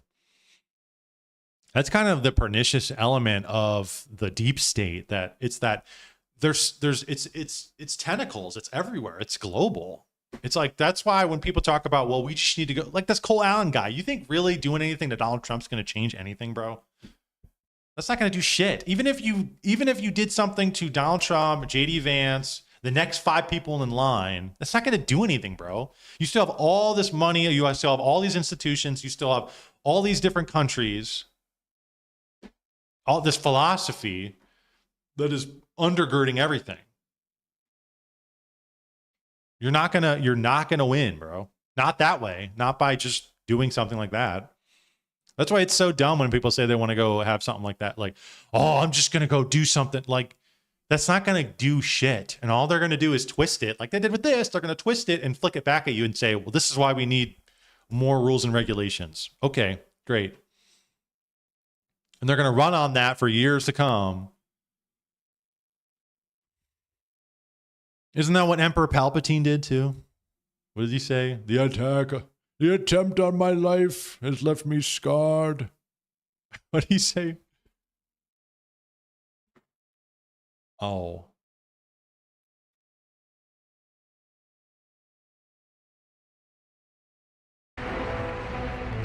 The attempt on my life has left me scarred and deformed. That's what they do. That's how they do. They use it to gain sympathies. They just twist it and contort it. Oh, yeah. Oh, the Trump one. The attempt on my life has left me scarred and deformed. But I assure you, my resolve has never been stronger. Yo, I need to watch these movies again, bro. Can I see the actual clip? Like the full one? Here we go. I'm gonna get copyright dinged. What's happened? The Chancellor's been elaborating on a plot by the Jedi to overthrow the Senate. The remaining Jedi will be hunted down and defeated. This is what Trump's trying to do with the liberals. But really, it's all of us, right? The attempt on my life has left me scarred and deformed. He's got the thing on his ear. My resolve has never been stronger.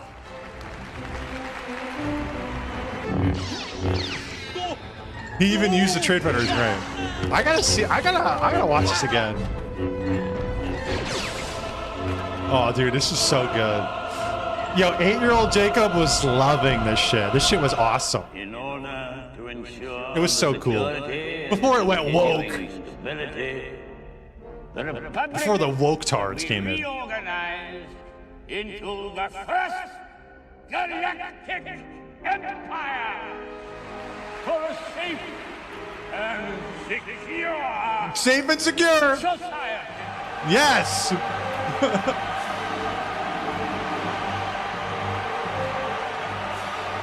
Dude, so good. The music's so good in this shit.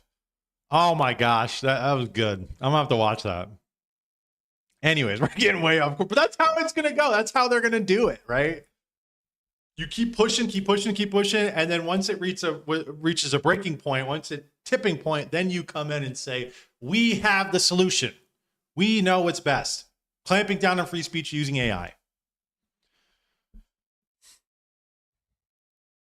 I'm gonna have to watch that shit again. I'm gonna this summer. I'm gonna do it. I'm gonna watch them all, 1 through 6.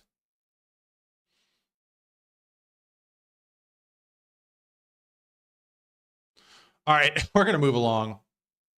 That got way off. This is gonna be a bitch to. The thing is when I go off in tangents like that, it's a bitch to edit, dude.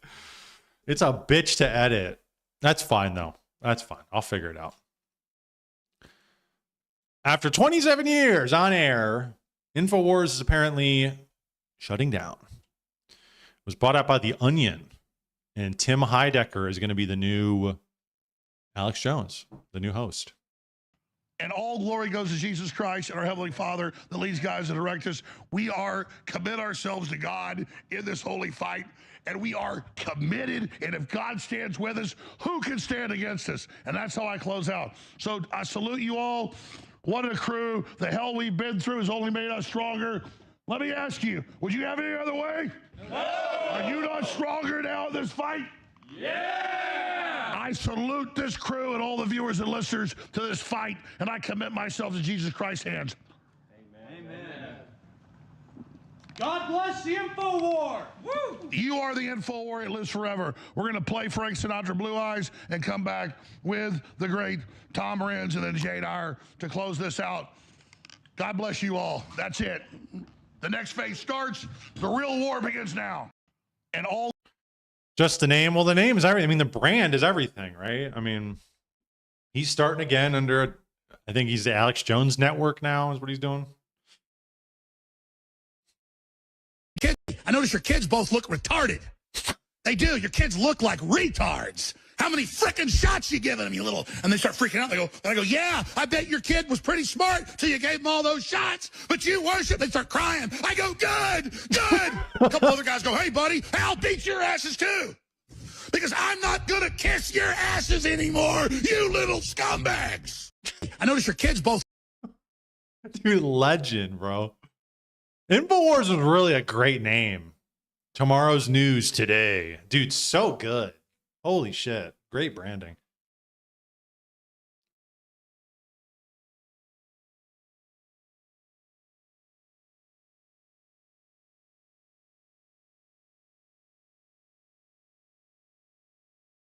InfoWars 2. Yeah, can you just name it InfoWars 2? The real InfoWars?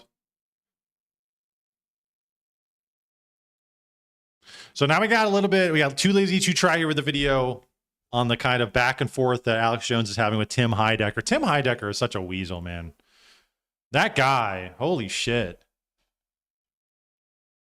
After what he did with Sam Hyde as well, now this, it's like, dude, what is your problem? Freak. And I looked at these videos. They are highly disturbing. This aired on Adult Swim. And they also made another movie called Tim and Eric's $1 billion movie with children in satanic diarrhea rituals. So I'm warning you before you do this. This is children kidnapped, put on ships, tortured, burned to death, murdered for Satan. And I'm doing research. I start watching these clips you're about to see. And the graininess of it, the sickeningness of it, the children, and all the symbolism when you know what they're doing, and the simulated murder of children. And kidnapping them and loading them on ships, then using them up, and all of this. When you study the Jeffrey Epstein stuff, this is it. I mean, they tell you up front, but if you even know the symbolism, it's even worse. All right, so apparently InfoWars is being taken over next week by The Onion after Alex had to file for bankruptcy because of the Sandy Hook lawsuit, and InfoWars was auctioned off, and The Onion won the bid. Now they plan on making it a parody of itself, and they're putting Tim Heidecker in charge, and he's been making videos trying to do an Alex Jones impression. So Alex is accusing them of trying to steal his identity, and he's talking about suing them for it. He came out during one of his co-host shows to rant about it, shirtless, I guess to symbolize that The Onion is stealing the shirt off his back. Are you an employee of The Onion now, Alex? No, we laugh about this, but a year and a half ago, they announced that they now owned us. Yep. And it was all a fraud. But don't worry, we got a bunch of legal avenues. It'd be one thing if they just shut us down, but they are telling the New York Times, and I've seen more videos, they're going to misrepresent that they're us to confuse people and, quote, rip people off like Alex Jones did. They're going to make money. So the whole thing's about defaming me. You can't take something over and then act like you're somebody, even if you say it's a parody. You can do a parody of somebody, but none of you took something from them. Right. We've already checked with lawyers, so they're in deep shit. I'm already suing the Democrat Party law firms, already got civil rights lawsuits. So you think, look, just because you're wearing my shirt, don't mean you're me. They need to be us to confuse people. By the way, it's a why total would you failure. even It's over do the fifth that? thickest newspapers. Why would you even try and do it just like Alex? Why didn't you just, if you're going to be like a parody, okay, just be a parody and just do it Tim Heidecker way? Why would you try and do like the same thing? That's a lie. Newspapers are all dead. This is what the left do. They try to silence you, then they misrepresent who you are. They're body snatchers. They're skinwalkers. They literally take your skin. This is going to backfire big time, folks. Anyways, but hey, you may try to take our skin, you may try to take our clothes, but we're still the real InfoWar. The Onion cannot. Ownership/control is being fought over in court. Yeah, it probably will for quite some time. He's got a great build. Yeah, it looks like he's gaining some of that weight back. As we saw on the Tim Pool show, he's back on the wagon, or fell off the wagon. How's the saying go? Seems like he's probably drinking again. Because he was looking really healthy there for a while, but hey, he's going through a lot, man. I don't blame him. Not make us go away, okay? The lawyers cannot make us go away. The only way we go away is if you don't support us. And people get confused. It'll be the Alex Jones Network. New news sites. You'll hear about it all soon. All ready to launch. Same people. Harrison, we're going to expand all of it. So it sounds like this takeover is actually happening since Alex is telling people to go to a new site, and he's been doing research into who's taking over InfoWars. And Alex claims the new creative director for InfoWars, Tim Heidecker, produced pro-pedo child kidnapping, torture, and murder programs for Adult Swim. Alex was sent a bunch of clips from Tim's shows, and now, of course, Alex thinks he's uncovered a satanic child sacrifice Oh pedo my ring. gosh. And he reacted to the clips on his show, which was hilarious. And before he played them, he kept having to warn everybody how disturbing they are. And he's like, listen, I don't want to have to show you this. This stuff is really disturbing, but these are the demons we're dealing with. And he says these people are so evil. If you don't support him and go buy his supplements, then you're literally backing the demons of hell. I'm warning you before you do this. This is children kidnapped, put on ships, tortured, burned to death, murdered for Satan. And then you have the actor in the show, Will Ferrell, at Abrita Ivanovich, Aleister Crowley's satanic spirit cooking rituals. Now you can take one look at these guys, deranged demons. You just look at them. When they send the lawyers to these cases, they cackle and laugh and rub their hands together like demons. I mean, you have to go see it. My lawyers are like, what is that? Like what? Like demons. They are demons. That is who's crawled up out of hell to do this. But imagine them announcing 2 days ago that they own InfoWars without even a court hearing, because they know the set hearing with the judge that ran the fake show trials against me in Texas, the George Soros-funded judge, Judge Greer Gamble. They know the outcome. So I've only watched these clips one time. There's a bunch of them. It'll take up most of the time we've got. And I don't even want to watch this when I play this, okay? But I'm sorry, we have to put this out. But that's who we're up against. So if you don't support us, thealexshowstore.com, you are literally backing the demons of hell. Then he starts reacting to clips and commenting on the symbolism of the show and how it all relates to Jeffrey Epstein and child sacrifice. Like every scene has something to do with that. And obviously Alex was going to have a field day with this, you know, because Tim's shows are really bizarre and have a lot of weird scenes with children or referencing children. So Alex acts like it's all real and there are these secret messages in every scene that he gives his commentary on. He spends like 30 minutes playing clips, and he could probably go all day commenting on this stuff. You know, Tim's shows are like they're made for Alex Jones to react to. Guess what we discovered about the Onionoids? Yeah. Just like I thought. They look like it, they're it. Guess what they're publicly into. Take a little wild guess. My clowns are blind. They'll eat anything. I don't think I want to. Jeffrey Epstein, how to get a baby to nurse on their penis. Your child clown may be reluctant to perform. Back that up. Look what they put on screen. Everything's a message. Back it up 10 seconds. Look at that. It's all the food is them. Your child clown may be reluctant to perform Food's their penis. in an amusing fashion. But you kill them later. Too much poison, you got a dead clown in your hands. It's useful. Our child Hey, pause. Yeah, they drug them with Raid poison, which you can spray as fake acid for a long time. See, homosexual adoptive father sexually assaulted 13-month-old before suffocating him. Oh! Yeah, kick the baby, attack the baby. It's a clown, it's okay. My father forced me into this child clown business. I hate him, but I love my brother. Rest in peace, boo-boo. Hey, pause. It's all about the pedophiles have been forced into it. Most of them were raped themselves. They're telling you everything. Just keep going. Remember what the Democrats said? They're going to have fun with kids in Afghanistan? Hey, use my horn. That's part of mind control. Sleep deprivation for children. MK Ultra. Touch. So now they got to kill the babies because they might speak. This is nice people taking over InfoWars. There we go. My seat's fresh. I keep my seed in tubes and plastic bags. Put it Talk in your about semen hip pause. Phallic symbol. Again, they're all Phallic about fresh symbol. kids to. That's a big thing with them. Let's continue. Hit pause. They say clowns are children. He's a child breeder. Not a good time right now. I'm gonna have to bury him in the back if he keeps acting like And this. pause. Real baby, a year and a half old. I'm gonna have to kill this baby because it's crying. They're bragging to you, and they're taking over InfoWars. They say. Oh, they're on an island raping kids. You gotta buy tickets. What is this? 10 years old? Now children come in, and children's diarrhea is done at Skull and Bones. George Bush Sr. all over this. This is who's taking over. George InfoWars. Bush Sr. Come on. Bring a little innocent boy out. It's all about filth. This is the Onion. Hello. This is who runs it. His name's Jeffrey, This is who too. thinks they're taking over. Will they win? Come here. It's up to you. Let me feast my eyes on that boy. Come here. Share this video. Share this report. Take a look at you. Stand against these people. They think they're stronger than you. They think they're better than you. him. They think you're pathetic. Just like Eyes Wide Shut-Ins. The man and the daughter over. Huh?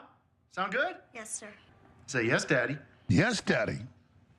So the pedophiles produce TV, and they get with Bloomberg. And people are like, there's no chance Tim Heidecker and The Onion will ever be able to produce something funnier than this when they take over InfoWars. You know, hearing Alex's commentary on this is comedy gold. You know, they have big shoes to fill. Alex set the bar high here. And I can't imagine it's really going to be worth it for them taking over. It's going to be such a headache. Alex is obviously going to go down swinging. He's already accusing them of being satanic pedos. And then there will be more lawsuits, I'm sure, and more accusations. It's just going to be such a mess. But also, I'm sure it's going to be really entertaining just because of Alex. You know, them taking over InfoWars, people find it funny for like a week, then get bored of it. But the real they're already entertainment bored of value it. will be witnessing Alex having legendary crash outs over this. So Tim actually responded to Alex's accusations, and he said, "The rumors are true. We are Hollywood elites obsessed with Satan, and we drink adrenochrome." And then Alex saw this and, of course, started crashing out over it. It's like, oh, it's just a joke. I'm not really a Satanist. Ha ha. Jones doesn't get the joke. No, I get the joke, pal. The devil's second biggest trick was he didn't exist. And so they would make a joke about, Well, that was his biggest trick. Oh, the co-owners of our new company are the Sandy Hook families. You mean they're tax-free foundations and PR firms that raise $300 million. Ooh, they're going to make money off with Bloomberg. Ooh, I'm making fun of you and misrepresenting you. Ooh, and wearing your skin. I'm going to wear your skin. I know I'm scary. Ooh, let me show some shows about kidnapped kids we to death. Aren't we cute? Aren't we funny? It's so funny. It's not even funny. Hour after hour after hour of beating children and raping children and simulated and real babies crying and just totally gross scenes of little children coming in and sitting all around a bathtub and defecating all over people's faces. You're like, it's funny, it's funny, it's funny. Really, I could just go aim a camera at the airport toilet full of crap and go, look, it's funny. Ha ha, I'm a genius. It's modern art. No, it's an insult to everybody's common sense. So that's what these people do, folks. And they think, oh, they're the big champions taking on the big mean bully. And they're all into how, you know, defeated they are. And YouTube censored a comment with FAT in it. Really? The way they're able to just take his entire studio and ruin his life because he said he thought a shooting was fake. I don't even think he said that. Wasn't it that he had people on who were saying that? Didn't he have that Wolfgang Hauptzig guy? And these other people, they were claiming that it didn't happen. He just listened to them. Maybe he didn't push back enough, or maybe he did like nod it along or something. But I don't think he ever claimed 100% that it was fake. It's just that he allowed for this stuff to be spoken about on his channel or on his show, and that caused the followers, the fans, to go out there and harass the parents. That's what was so crazy.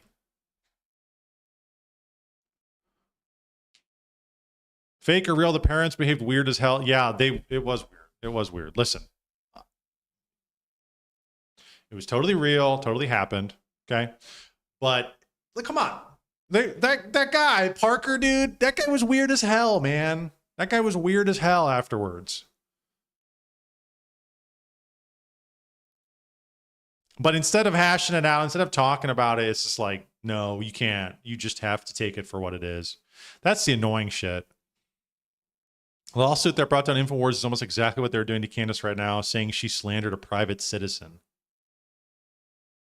What's the lawsuit with Candace right now? Is that the one? That's not the one for... Wasn't Brigitte Macron also suing her? Weren't they going to show... Wasn't she going to show her penis in court? Brigitte Macron? But then Charlie got shot and... Oh, Erica. That's right. Erica's suing her. Is that what's happening? I haven't been keeping up to date with the Candace shit that much, but I need to. I need to get back on that. One of the guys on Charlie's staff. Oh, is it that shit, what's the guy's name? It's been a while since we covered anything Candace related. What is that guy's? Is it Colbert? Something like that? Is it that guy?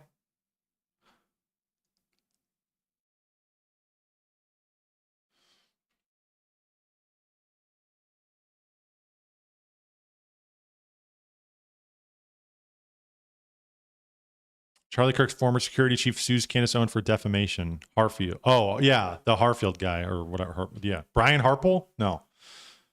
That who it was?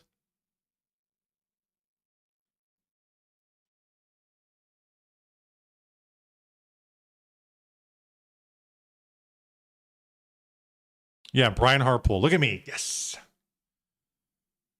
Alleged Miss Owens, a right-wing firebrand, inaccurately accused him of meeting with Mr. Kirk's wife, Erica, at a military base. He's also suing Mitch Snow, a retired Army sergeant who stated on Miss Owens' podcast that he was an eyewitness. Interesting.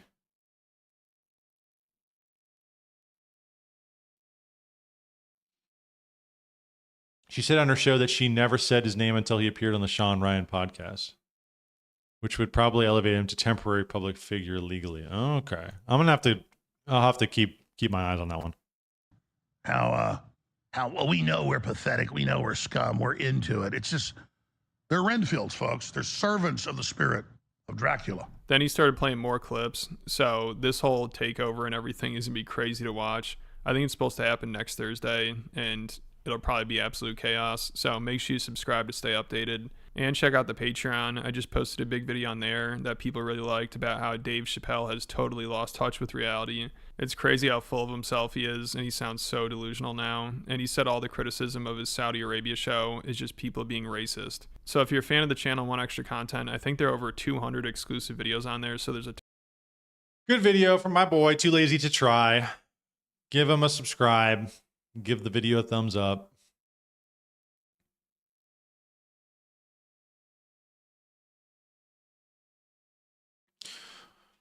Dude, let me see. Was that even...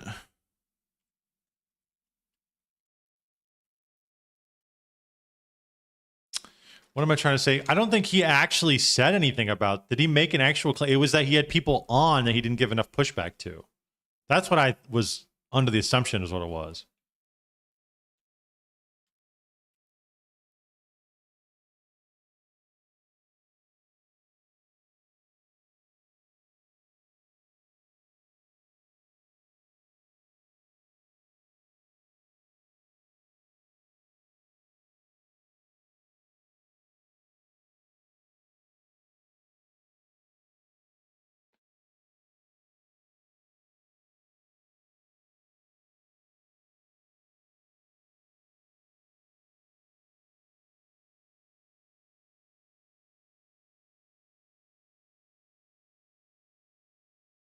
I don't, like, does anybody have the clip of what he said?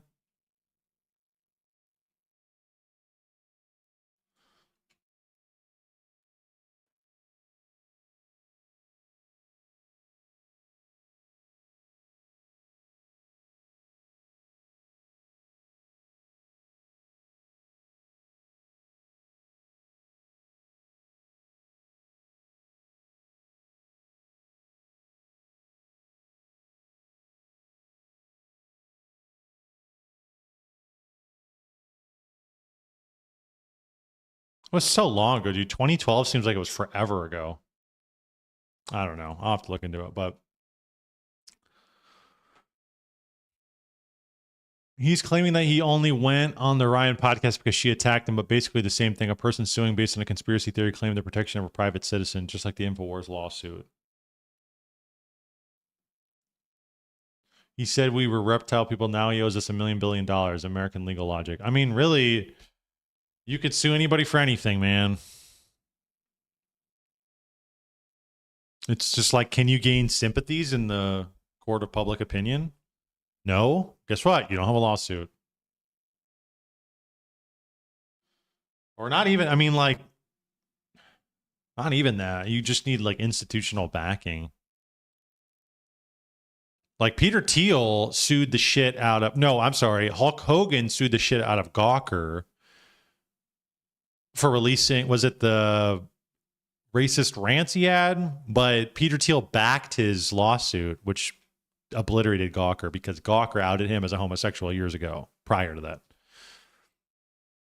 Like that kind of shit. Like, okay, that's cool. We can just do that. I don't know. Just like that kind of shit is just so scummy to me. Yo, did the Cavs win? Hang on. Oh my God, they're fucking losing. They need to win this shit, dude. I should be watching that shit. I'm getting off topic. All right, we're going to move along. We're going to talk about the Destiny Asmongold little tiff they're having, and it relates to something I talked about recently, so I am interested in this. And then we'll probably call it after that. We do have the Owen Schroyer rant as well. I don't know. We'll see how I'm feeling. Maybe I'll get into that. But I'm going to take a quick second. I'm going to run to the restroom real quick, the little boy's room. So give me like 2 minutes. Don't nobody go nowhere. Don't you dare touch that dial.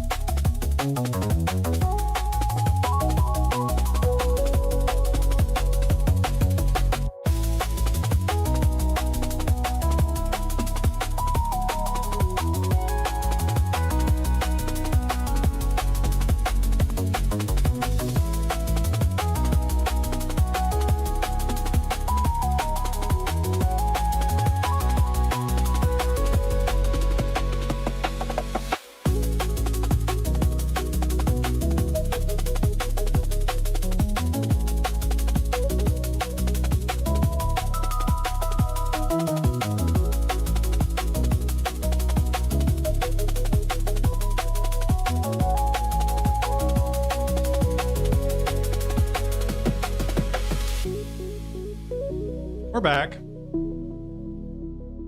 Make sure to like the stream. Follow me on X, check them on YT, subscribe to me on YouTube. Same exact thing, Jacob on YT. Helps me out a ton. All right, let's move along. Let's pause this.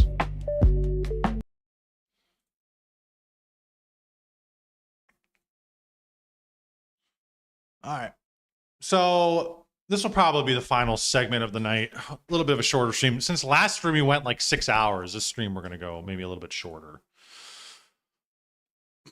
So Destiny here, and this is something I talked about last stream a bit, is that nobody debates anymore.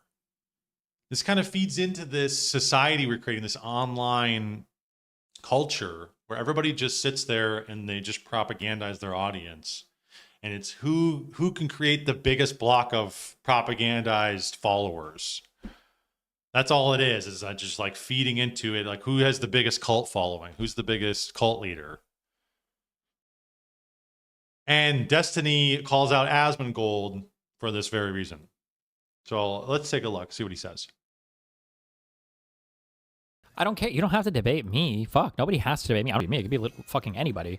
I just don't like that people can live in their own little media bubbles. I know he's going to make this argument that like, well, you know, I react to stuff online, but it's different. It's more sanitized that way. It doesn't really prove shit. Like we've seen enough examples on my stream. Asmongold has probably seen enough examples of me doing this on my stream where somebody can make a video or whatever the fuck else and it kind of sort of seems like they know what they're talking about. And then in an actual conversation where they have to defend their opinions, you find out, oh shit, this guy doesn't know fuck all about what he supposedly, you know, made some video about.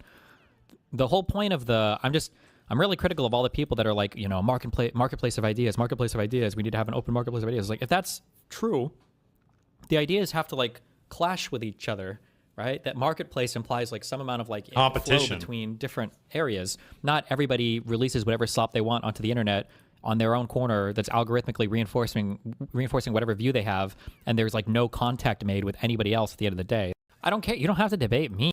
Real. And that was the thing that pissed me off so much about the Candace Owens and Nick Fuentes beef, was that it was just this back and forth of video on video on video on video responding to each other, or then the random Twitter back and forth. And it's like, why can't we get into a voice call? Why can't we get on the kill stream or something like that and duke it out?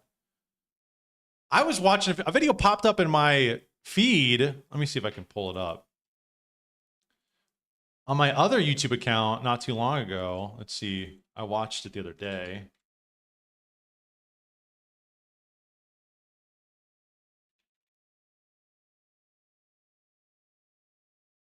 Yeah, right here. It was a debate that popped up. But Warski stream debate with Jay Dyer. Listen, look at these people. Like, look who, and at the end, I was watching this interesting debate about religion and philosophy. At the end of the debate is JF Garepi, Nick Fuentes, Warski. Like, look at all these people.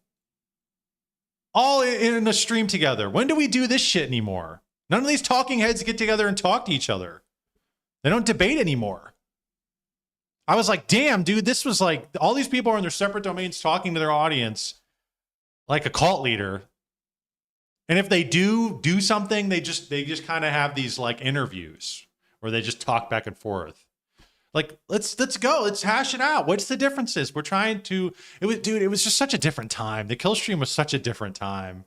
Destiny, I really, as much as I disagree with his views and his lifestyle, I really applaud him for still being on this, like, let's debate, let's go. Him and Andrew Wilson were having beef on the timeline. He's trying to debate. They're trying to set something up.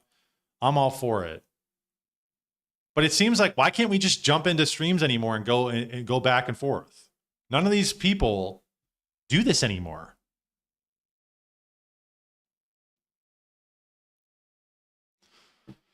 I don't know why. I don't know why none of these people. And then you have the new breed of people like Asmongold who just sit there, the Hassans, the Asmongolds of the world, they just sit there and react to shit and they give their opinions on stuff. Kind of like what I'm doing. I mean, I'm not that big though, so it's kind of like whatever. But these people have millions and millions of subs. And they're influencing and commanding thousands of people. They're influencing the minds of so many people. You should have pushback because ultimately, what the hell are we doing here? Some of this is what I think is like, there used to feel like there was this air to debating, this air to the online, political sphere where we were trying to unearth kind of truths about the world. We were trying to get to an objective truth about the world, and we were shaving down opinions back and forth. And are you just spouting bullshit? Do you know what you're talking about? Or do I have a better position than you? And there was kind of this like ranking up that was occurring. I don't know if anybody else kind of felt like this or viewed it this way, but it's like you would want to see, okay, these people know what they at least come off as though they know what they're talking about. The Styx Hexenhammers of the world. He's on here talking. Destiny's of the world. The Nick Fuenteses of the world. They're talking, they're spouting their bullshit. Well, let's get together and clash and butt heads and see who has the better ideas, who can hold up to the scrutiny. I like that shit was great. I feel like you just don't have that much anymore. If you do, it's like low-level people who are trying to prove themselves. That's what it is. It's like the people who are the starving artists of the content world. They're the people who are debating. There was this, what was this World War debate? You guys ever hear about this? Where was this? Was it World War debate? Yeah, right here. Great. I love this idea. This is great. It's kind of like a bracketed format of debating. But it's like, dude, I was looking at this and I'm like, who the fuck are these people? I don't know any of these people. And I'm assuming there's a lot of people who are like coming up, people I've just never heard of, who are trying to make a name for themselves. That's great. But where's all the big name players? I know Andrew Wilson and Dinesh D'Souza are supposed to debate. That's fine. That's great. That's good. Whatever. But like, why don't we get anybody else? Why don't we get any other? None of these big people. They don't care about actually coming to a truth about the world. They don't care about actually trying to figure out what's going on. They just want to spout their bullshit. It's like it's controlled. Yeah, that's what it is. It's just now the cults used to be, you'd have to be a hippie somewhere living on some sort of compound and you'd have your followers like the Manson family or some shit. But now it's you just get online and you spout your bullshit to your followers and then they just take it in and they go out into the world and they just profess your views and they are a mirror image of you. Or at least they take bits and pieces of your views and they go and espouse it to their friends and family. And that's how we proliferate. And who has the biggest block? Who has the biggest following? Who's propagandized the best? It's honestly disgusting because it totally pisses on the spirit of debate and what we're trying to achieve here. What we're trying to find out who's got to suss out a better position, suss out a better truth about the world. And that's just totally not what the playing field is like now. This is AA. Yeah, I mean, but I like it. I like the spirit of it. I like modern day debates. I like, yes, let's get this shit going. Let's actually hone our craft, hone our skill. Try and get, we're trying to figure out what's going on. We're trying to figure out who's got the right opinion about things. That's how you progress. That's how we go, well, this has already been trounced. We've already have a better argument about this. And so we move forward and say, well, that's already been, we've refuted that. So now we're on to this next, we've figured out something else. That's why there's like no progression in society anymore. Everything feels just so stagnant. What would you debate on? Honestly, like AI and transhumanism, like I would have to, I would have to really lay out a good argument because there's a lot of ideas floating around. And this is why I kind of want to do the Substack thing and write, because it would help me lay out a lot of my argument and what I feel about it and what I think is going on. But I could probably give that a go.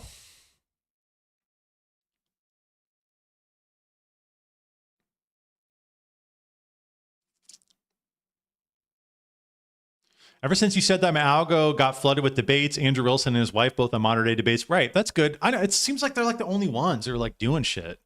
They're like keeping it alive, keeping it on life support. And then a debate on eugenics by the Raging Tomato. Okay. Dim Fool. I know we have to get like a kind of an impromptu, like Jay Dyer gets on there and confronts him about his worldview. We can't actually like have that be the format. It has to be like this random thing that occurs, and Tim Fool, he gets backed into a corner. It's like, thank you for doing that. Jay's probably never going to be invited on again. Watch. It took them a few years to saturate the spectrum of influencers and or buy them out, Tim Pool style. I don't know. It's just, now it's all just a network of people pushing talking points. That's what it is. It's like everybody's bought out. It's like it's like somebody behind the scenes is telling them, the PR team's telling them, you will never go into a toe-to-toe with someone who has an opposing viewpoint because you don't know this shit. You're just spouting off the taglines. You don't actually know what the fuck you're talking about. You're just doing what we're telling you to say. That's what it seems like. That's what it seems like all these people are doing. You know what I would love? If my local coffee shop had a live debate night in addition to their open mic night. That would be cool.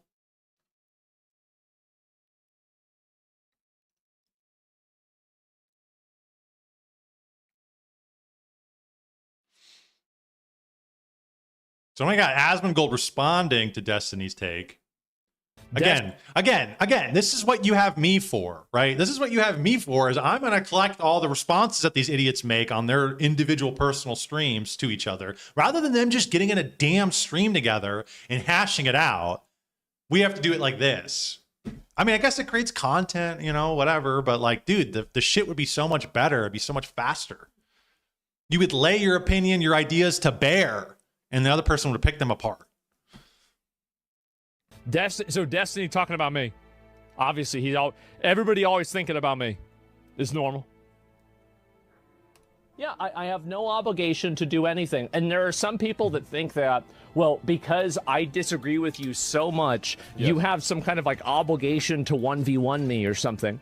I do think if you do political commentary, I think this would be one of the laws I would enforce. You should have an obligation to have some kind of confrontational discourse. It can't just be that everybody can go run off into their own corners and construct their own realities. That's just crazy to me. I don't think it's acceptable. Crazy. Yeah. No.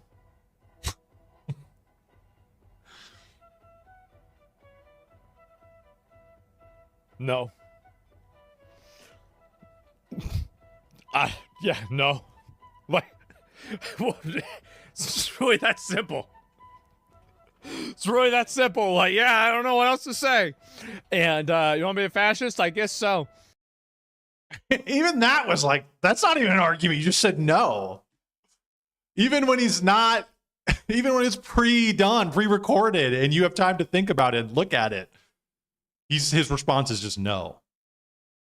I don't know, man. That's another thing too, is I think, you know what, if these assholes aren't going to do this shit, maybe it's kind of like it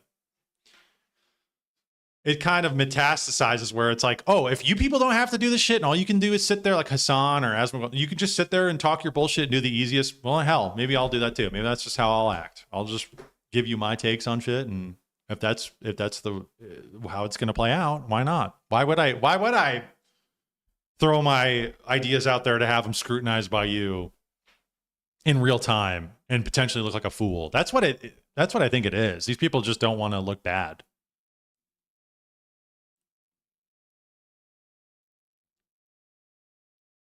Asmongold prefers to be in his own bubble because he can't substantiate his claims when challenged. It's why he never discusses politics with literally anyone but his dummies in chat. That's what everybody does, though, dude. That's what, like, everybody does. All these people get to a certain point, and that's all they do is they just read the chat, and it's confirmation bias. It's an echo chamber.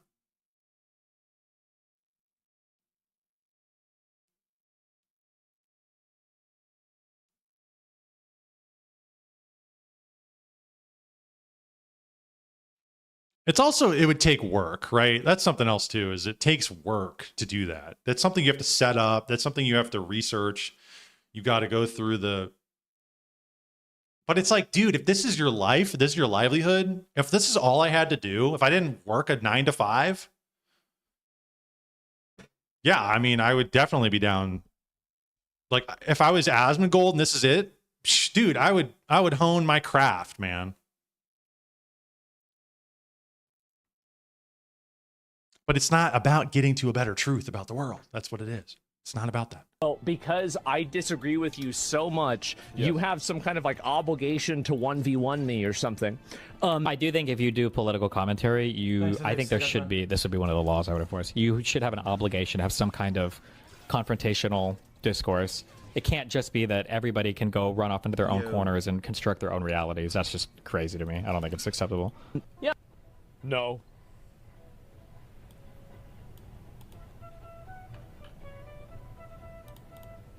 No. Doesn't that music kind of sound like... All right, then. Yeah, no. Like, it's really that simple. It's really that simple. Like, yeah, I don't know what else to say. And you want me to be a fascist? I guess so. I think they're both right in their sentiment, but I mean, how would you enforce that? I think Justin's just talking. Like, he's just like obviously he knows it's not something that could happen. Also, who would be the one that they give him who push back? You know, who do you choose to? Who would be the? What are you gonna do, you idiots? The arbiter. Bite me through the window? Who would be the arbiter? The audience. What is he talking about? I mean, is he saying who'd be the arbiter of who would choose who debates who? Back in the day, you used to just call people out, and then you'd go kill stream. We're on the kill stream. I guess your audience would kind of hold you to it, right? Because you'd be seen as like a pussy bitch if you didn't do it. I don't know.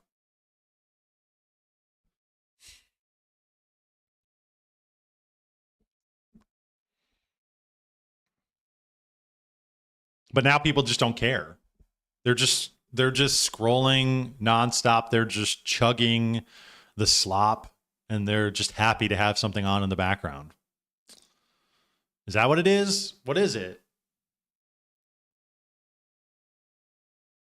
What would actually hold people to do it back in the day that's now not really holding people to do it?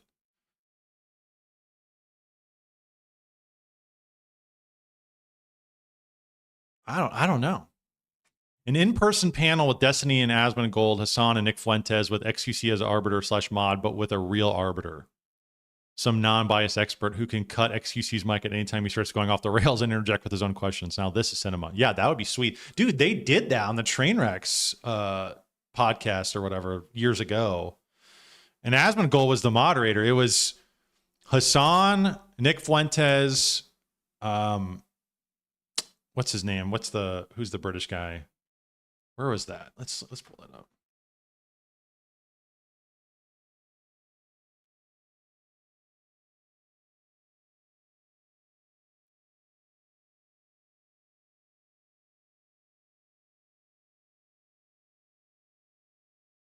Sargon of Akkad. Can I? Dude, when are you ever going to see this again? Are we ever going to see this type of panel again? Can I ask? Look at this shit, dude. Look at this shit. Asmongold was a moderator. Dude, look how young he looks. Look how young everybody looks. Holy shit. It was Sargon and Nick versus Destiny Hassan. Can we get more of these? This would be great.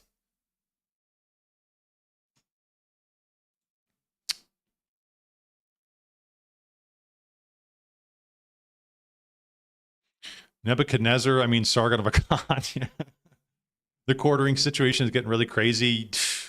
I haven't been keeping up to date with it the last week, but when they flagged Kino Casino's channel and got it taken down on YouTube, that shit was like, what the fuck, man? Well, because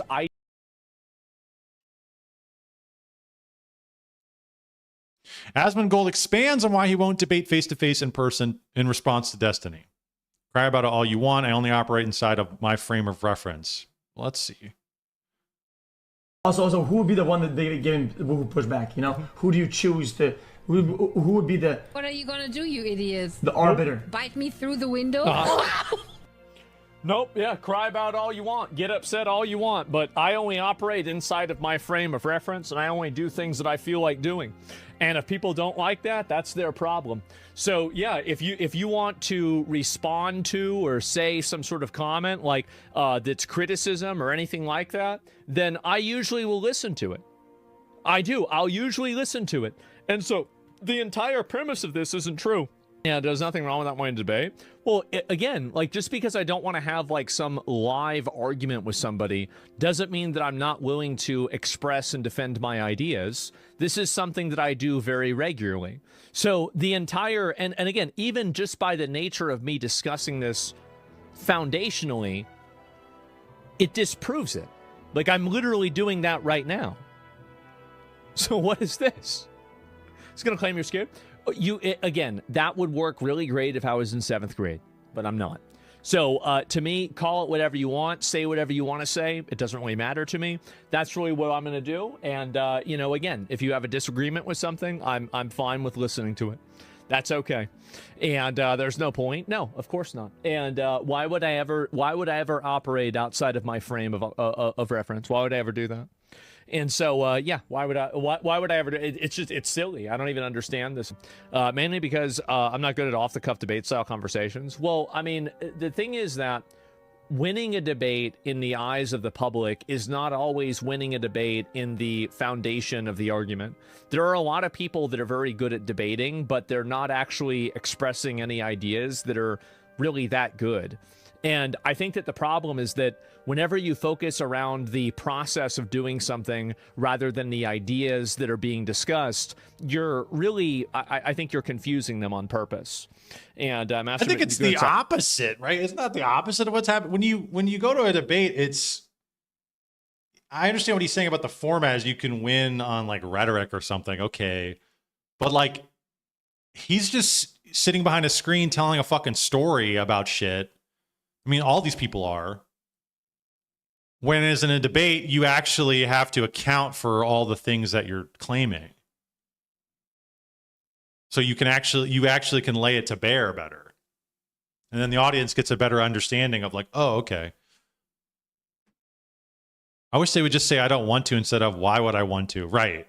Right. Just say, yeah, I don't know. Sophistry. I mean, again, I think that's really it. But either way, I just don't, I don't do that. But I engage with things people disagree with all the time. Okay.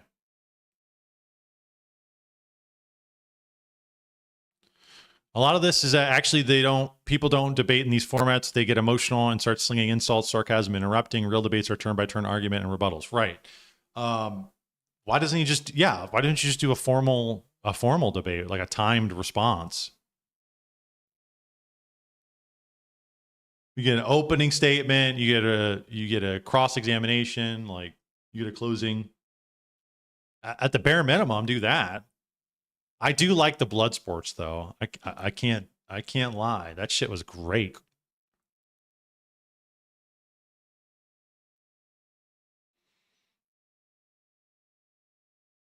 There's absolutely no point in debating someone who cannot be reasoned with or doesn't engage in good faith, and that encapsulates both Destiny and Hassan.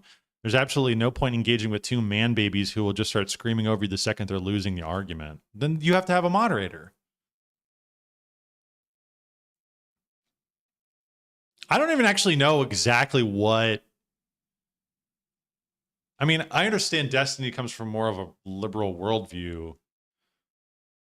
Sort of. I mean, isn't Asmongold pretty libertarian too about things? Like,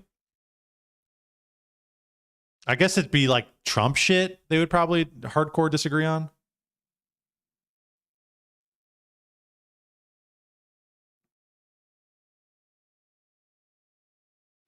Good to have you in chat, Jay.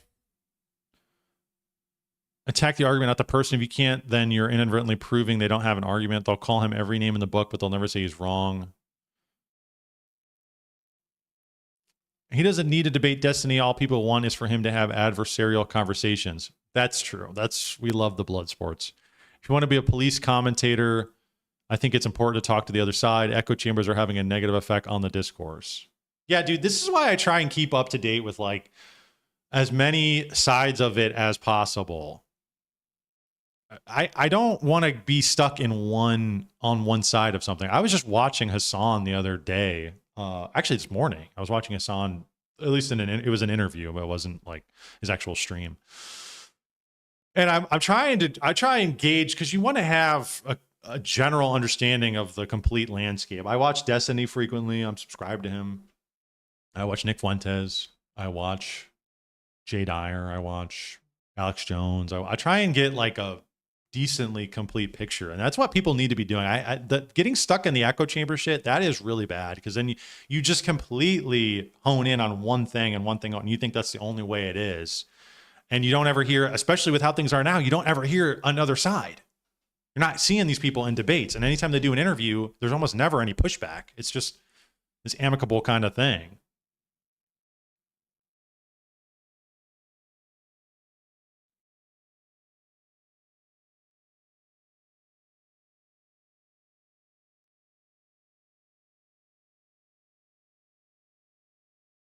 So now we got Destiny responding. He's saying, by the way, when people like Asmongold openly admit they want zero pushback for anything, they say this is an admission they have no value about a marketplace of ideas or open discourse or anything. They want to preach to acquire in an insulated, protected echo chamber fortified by social media algos. Nothing about this resembles anything remotely close to free speech or the purpose of why free speech exists. I kind of agree with that. Debate me, bro. Dude, we've seen all your mushmouth debates a million times and you're not moving the needle. Moving the needle towards what?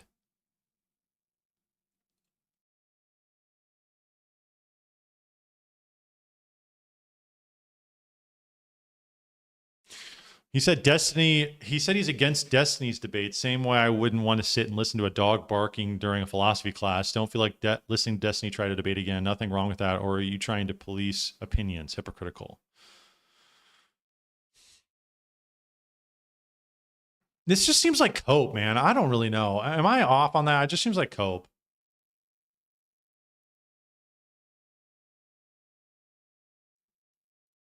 I don't really know exactly what he is like. What would the debate topic be on? What would be the affirmative that Asmongold's taking. Exactly. Like, that's what I would like to know. I mean, if you're just having this general, like, debate your worldview, I don't know. I would like to know exactly, because I don't really know what Asmongold even really stands for. He seems to be this kind of relative libertarian, like, live and let live type of guy. Isn't he like pro-abortion and shit?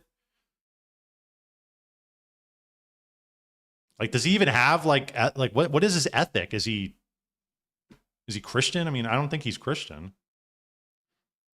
I don't know.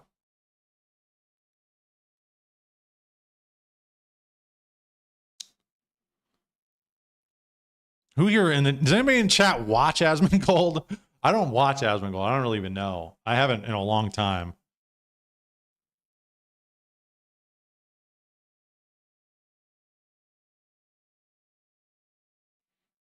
I do sometimes. What does he talk about? Like, what's his I know he's like MAGA or whatever. I guess they could argue just about that. But like, what is his like ethic? Like, what is he? What's his like moral? Does he have a moral foundation? Does he like, is he religious? I don't think he's religious at all. I don't think he.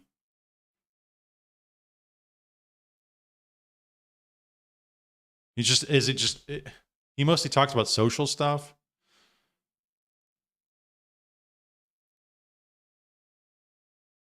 But like, what's his like shoe on head?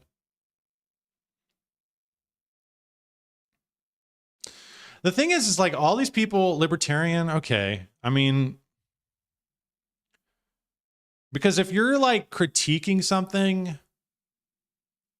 he's implicitly, whether he says it or not, there is an implicit criteria in which he's placing a value judgment on the things he's talking about. Is that like, so like, what is the value? Is it just, it's libertarianism? It's let everybody just do as they will. Leave people alone. Because honestly, I feel like Destiny would agree with that. Like, doesn't Destiny want to do that too? He doesn't want to be tied down by any like ethic or morals.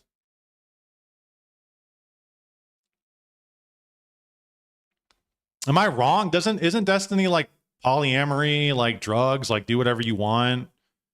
I feel like Asmongold would probably say, hey man, that's your choice, man. Do what you want. It's like, okay, well then there you go. You do what you want, I do what I want. And that's kind of the lay of the land of the streamers nowadays, is everybody just does what they want, man. I'll say how I see it. Like he said, my frame of reference, I'll just talk in my frame of reference and you talk in your frame of reference.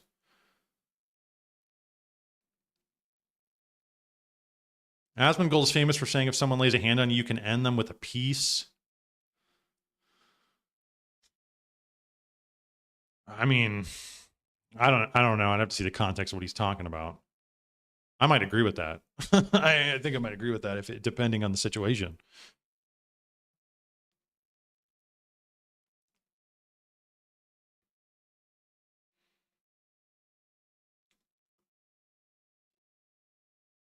I don't know.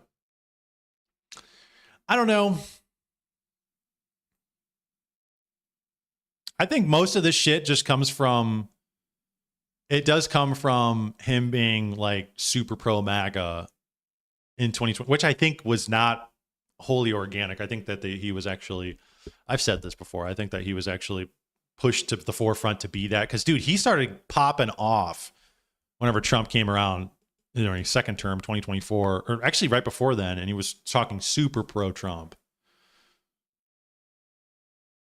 And it was just like insane in the algo. What's going on with the quartering? You don't. Honestly, it's very tough to explain. Kino Casino's been going hard on him because he was just like a boring chud.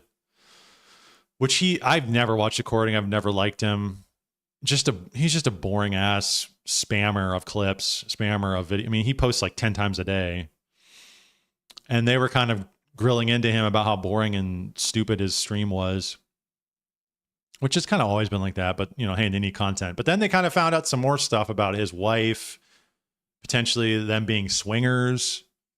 or at least his wife being a swinger, and being engaged with somebody, a Reddit account that they found of potentially one of his friends being a bull. And then him like inviting him over on stream, like literally saying stuff on stream about the guy. Like just a lot of like sleuthing, internet sleuthing, and Quartering got real pissed that they were talking about his wife, and then he got their channel. We allegedly, all this is allegedly got their channel removed on YouTube. They live stream on Kick, but they had a clip channel on YouTube, and then he got them banned for ban evasion because Ashton apparently was not supposed to be on YouTube. Which sucks because I watch their Clips channel a lot. I don't really go to Kick that often. I should, but I don't really get on Kick that often. So now they're on Rumble with their Clips channel, but like, again, Rumble. I'm like, man, I used to watch their clips on YouTube often, but now it's gone. Allegedly. Yeah, exactly. Allegedly. Allegedly, him and his wife are swingers. Allegedly, he's a boring ass YouTuber who spams clips all day. Well, that's not alleged. That's actually true. I don't know. What do you guys think about this whole situation? I just for the sake of content's sake, I love the kill stream clips. I love the debate clips. I love the back and forth, the blood sports. It's so good. I wish people would get back to doing that. And it seems like Destiny's trying to keep it alive. Andrew Wilson seems to be trying to keep it alive. I don't see many other people doing it. I mean, you know, low level people obviously do. They want to make a name for themselves. I get it, but like these big wigs, these bastions of our, you know, political landscape, political philosophical landscape, like these people, they don't say anything. They don't talk. They don't debate each other. They don't talk to each other unless it's like a happy fun time. He went the Rekieta route. Again, there's some ties to that too. Quartering was just recently caught in Rekieta's stream chat, and so people are also connecting that. I'm not super big on the most recent stuff, but because I haven't really been following them. Because they went on break as well for like a week, and then their YouTube channel got nuked, and I just have kind of fallen out of that whole scene, which I need to get back on that, but it's just been tough. It's tough. It's tough to keep up with all this content. It's got the Candace content I got to keep up with. I got the Andrew Wilson stuff I got to keep up with. I got the Quartering stuff. Too much. I need somebody to clip this stuff for me. Give me a rundown. Clip it for me. Send it to me. Let me know what's going on. I don't know. All right. I think we're going to call it there, boys. We got this Owen Wilson clip, but Owen Wilson, wow. Owen Schroyer clip. That'd be funny if it was Owen Wilson. But I think we're just going to maybe save that for another night. That's going to be it, boys and girls. Make sure to follow me on X, JakeM Subscribe to me on YouTube, JakeM same exact thing. Let's get to 400 subs. Can we do it? It warms my heart. It's all I ask for. I'm doing this all for free, for the love of the game. I will be back next Friday, 7 p.m. Clips will be up during the week. Everybody have a great weekend.